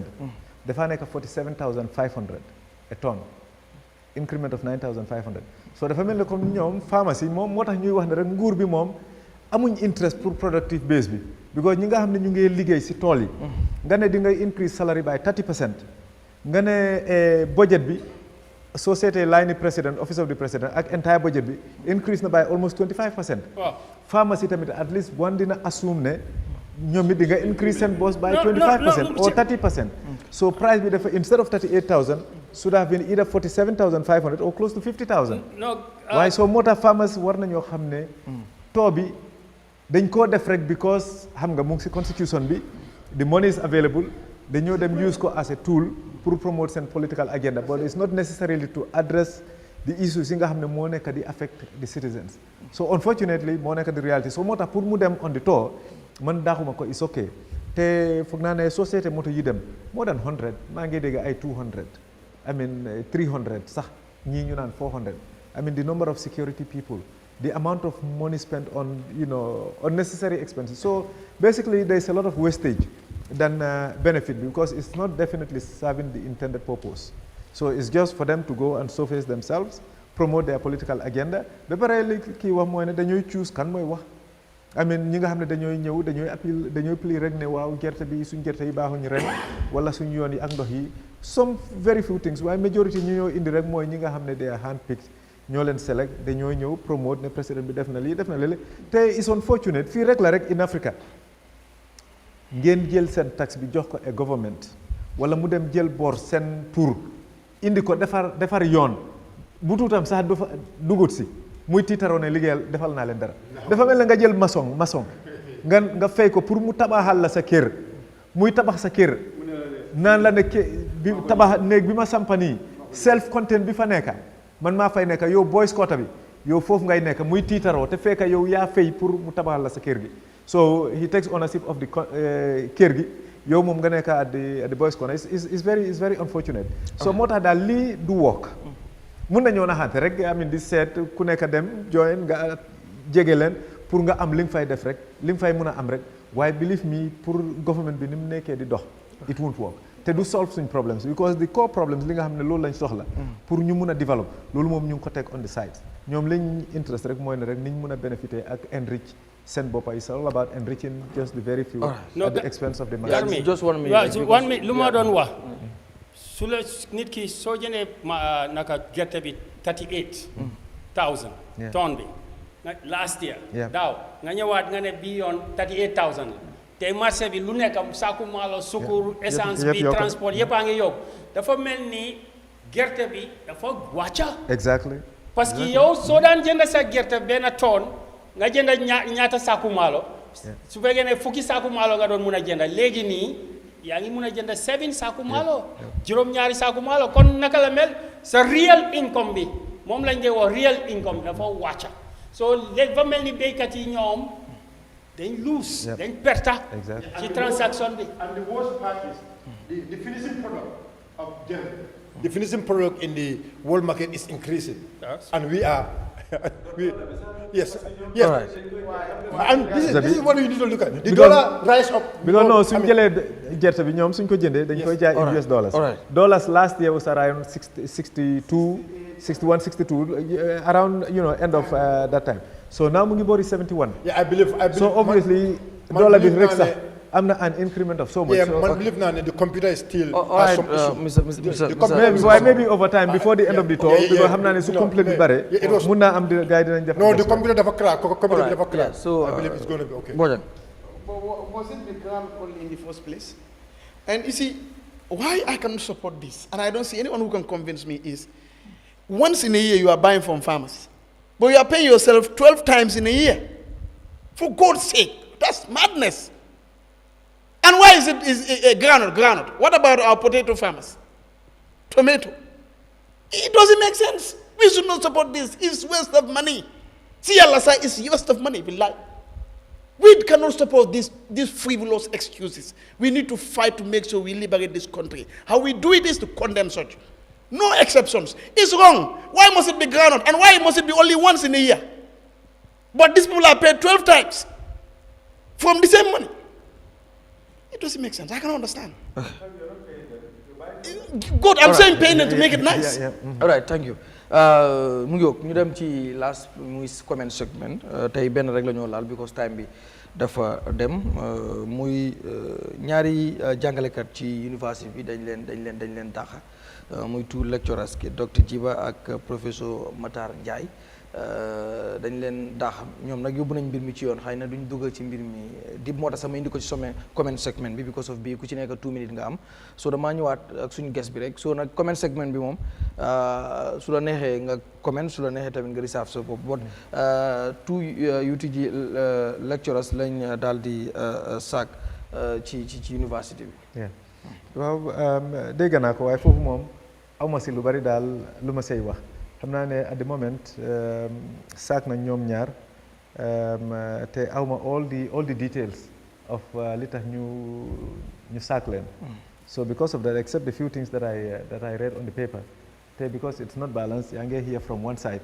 so loolu moom I will leave it foog naa ñoom I read somewhere that am na ñu demoon to the court and they've been compensated wax nañ ne war nañ leen jox 5.2 million dollars so obviously how ma ndax ñoom ñaar la o waaw ñaar ñi according to Point newspaper yeah gis naa something about paying them 5.2 million wow. Why because I'm not very informed of the details so I will reserve my opinion for that all right mu ngi noonu two UTG lecturers yi Mr Sonko just 2 minutes ci comment segment bi just like Mr. Mane I mean it's a matter before the court so a matter before the court normally car discourse, I mean, it's not ethical.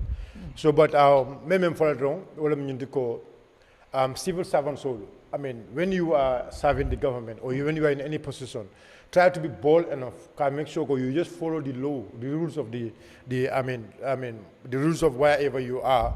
I mean, if you are doing good, and anything, if government the courts are there. I mean, let's use the courts like these people did.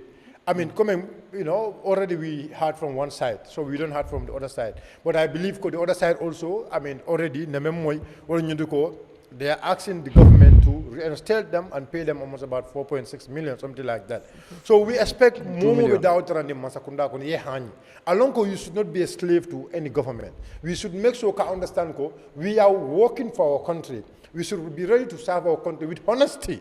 So I'm just fear God, whatever you are doing, but don't fear that because if I do this or if I say this, they're going to sack me, I'll lose my job. If you are right, say it. If you are wrong, don't say it because you know that if you say something wrong and it's damaging to the government or so ever, I mean, but if you believe it's right and you believe to say it and don't fear it. If they sack you, take them to court. That's it. Every government, that is how every citizen should behave. You should make sure you believe in the law of the land and do things according to the law. Don't fear any person. Thank you. Mr. Boya. Yes, as you say, ethically, since it's a matter before the court, and I understand the point have said an award has been given also, but for my little research, no, I think order. They just order, orders. sorry. Yeah, they just give Meaning an order. Basically, they told them to yes. Go back on what they have done is wrong. No. That's what it means. Sorry, it was a mistake from Point newspaper. That's what I want to say. They it is not. Yes. They are going to do the rejoinder tomorrow. What happened was it was the lawyer. Good. The lawyer for these two people asked the court. They are asking good. They are asking the court to tell UTG. Because Lola answer Dr. Jiba daf ma wax mu ne instead them and lawyer bi ñoom li ñoo sàkk mooy ñu compensate leen 5.2 million ba pare tamit ñu delloowaat leen ci seen place. So instead of they said lawyer the they said anyway, the court. So just continue. That's why the mistake. All right. Good. Yeah. Lola nekk di wax. Yeah, dafa gaaw kay because hearing, I think it's for 9 December, yes. So that's what I'm coming to. Good. I was about to say. Okay. See, there is this thing about the whole thing. Whether you know more facts or you don't know more facts, there are things that are just out there. University of the Gambia being the highest training institution should not be messy like this. You should know what you should do. We have to question whether the UTG in fact has a legal department that is advising them. Because this is an article based on what we saw, the reports that we get from the university's termination letter and the standpoint of Dr. Giba and Professor Njai. We saw what they wrote on June 20th and what the UTG is saying. And the onus of proof lies with the UTG in this case. You are now accusing them of very grave things. Sexual wrong CV, this and that. What they said was simple, that UTG has a condition of service. And they have seen promotions or alleged promotions that did not follow the rules. They have right as citizens and as Gambians to voice out their concerns. If they do that, must that be a crime? Then what are we for as a country? There's no academic freedom. And that is why also the association, UTG association, are also threatening an industrial action. They have written to the Commissioner of Labor already. So in solidarity with the two colleagues.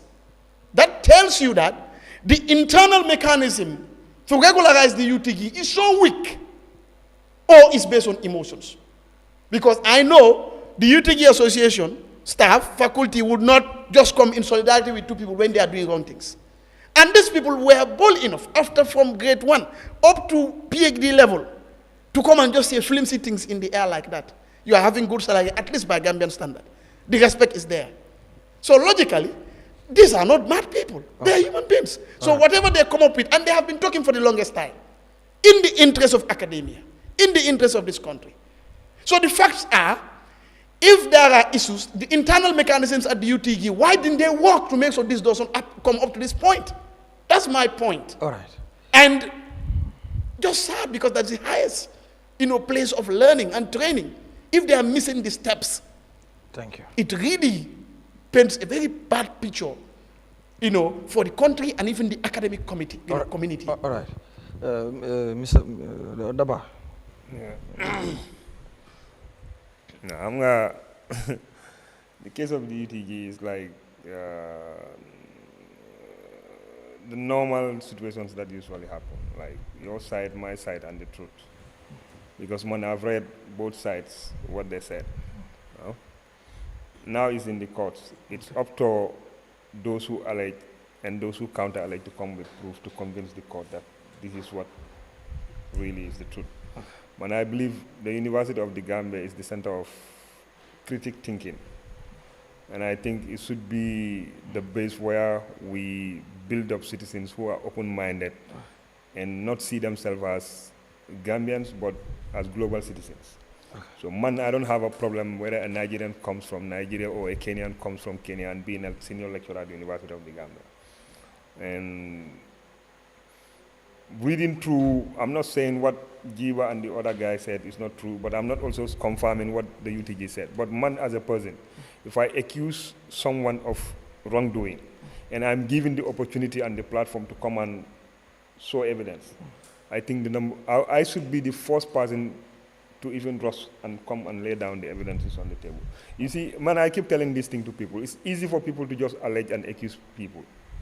You understand? But most times in Gambia here, people will sit down and say grievous things about individuals. You ask them to come up with evidence, they will not come with anything. And you want me to believe in that? I will not side with those kind of things. I will give opportunity to all of them. If they have evidences of that the university was biased in the way they promote their stuff, they should come out with it. Because it's easy. Now we are in the age of social media, you understand? And also we are in a generation, we are no more in Jammeh days, whereby people will say, I am fearful of this. You can go online and then just post it there. Or you can even give it to somebody and that person will post it. So, but I think if we want to build this country also, we must put away our emotions. We must put away, just because somebody is a Gambian and then they say something, Gambians would come and be very much emotional because he's saying it against non-Gambians and stuff like that. And I think that is what, if we are calling for African integration, if we are calling for one continent, the Pan-African ideas in us, we must see every African citizen as a citizen of this continent and not discriminate against people because they came from this country or that other country. Just quickly, because time yeah. I mean, Garmi, naka cabinet minister bi si sa platform bi la togon mu ne ken baye momu ci deka bi. Tay xamna any platform or any kind of situation buñ am ni, university is a public institution. Understand nga? Man tam sa dama fogon ne university so far liggéey civil servant nga. Loolu laa fogon.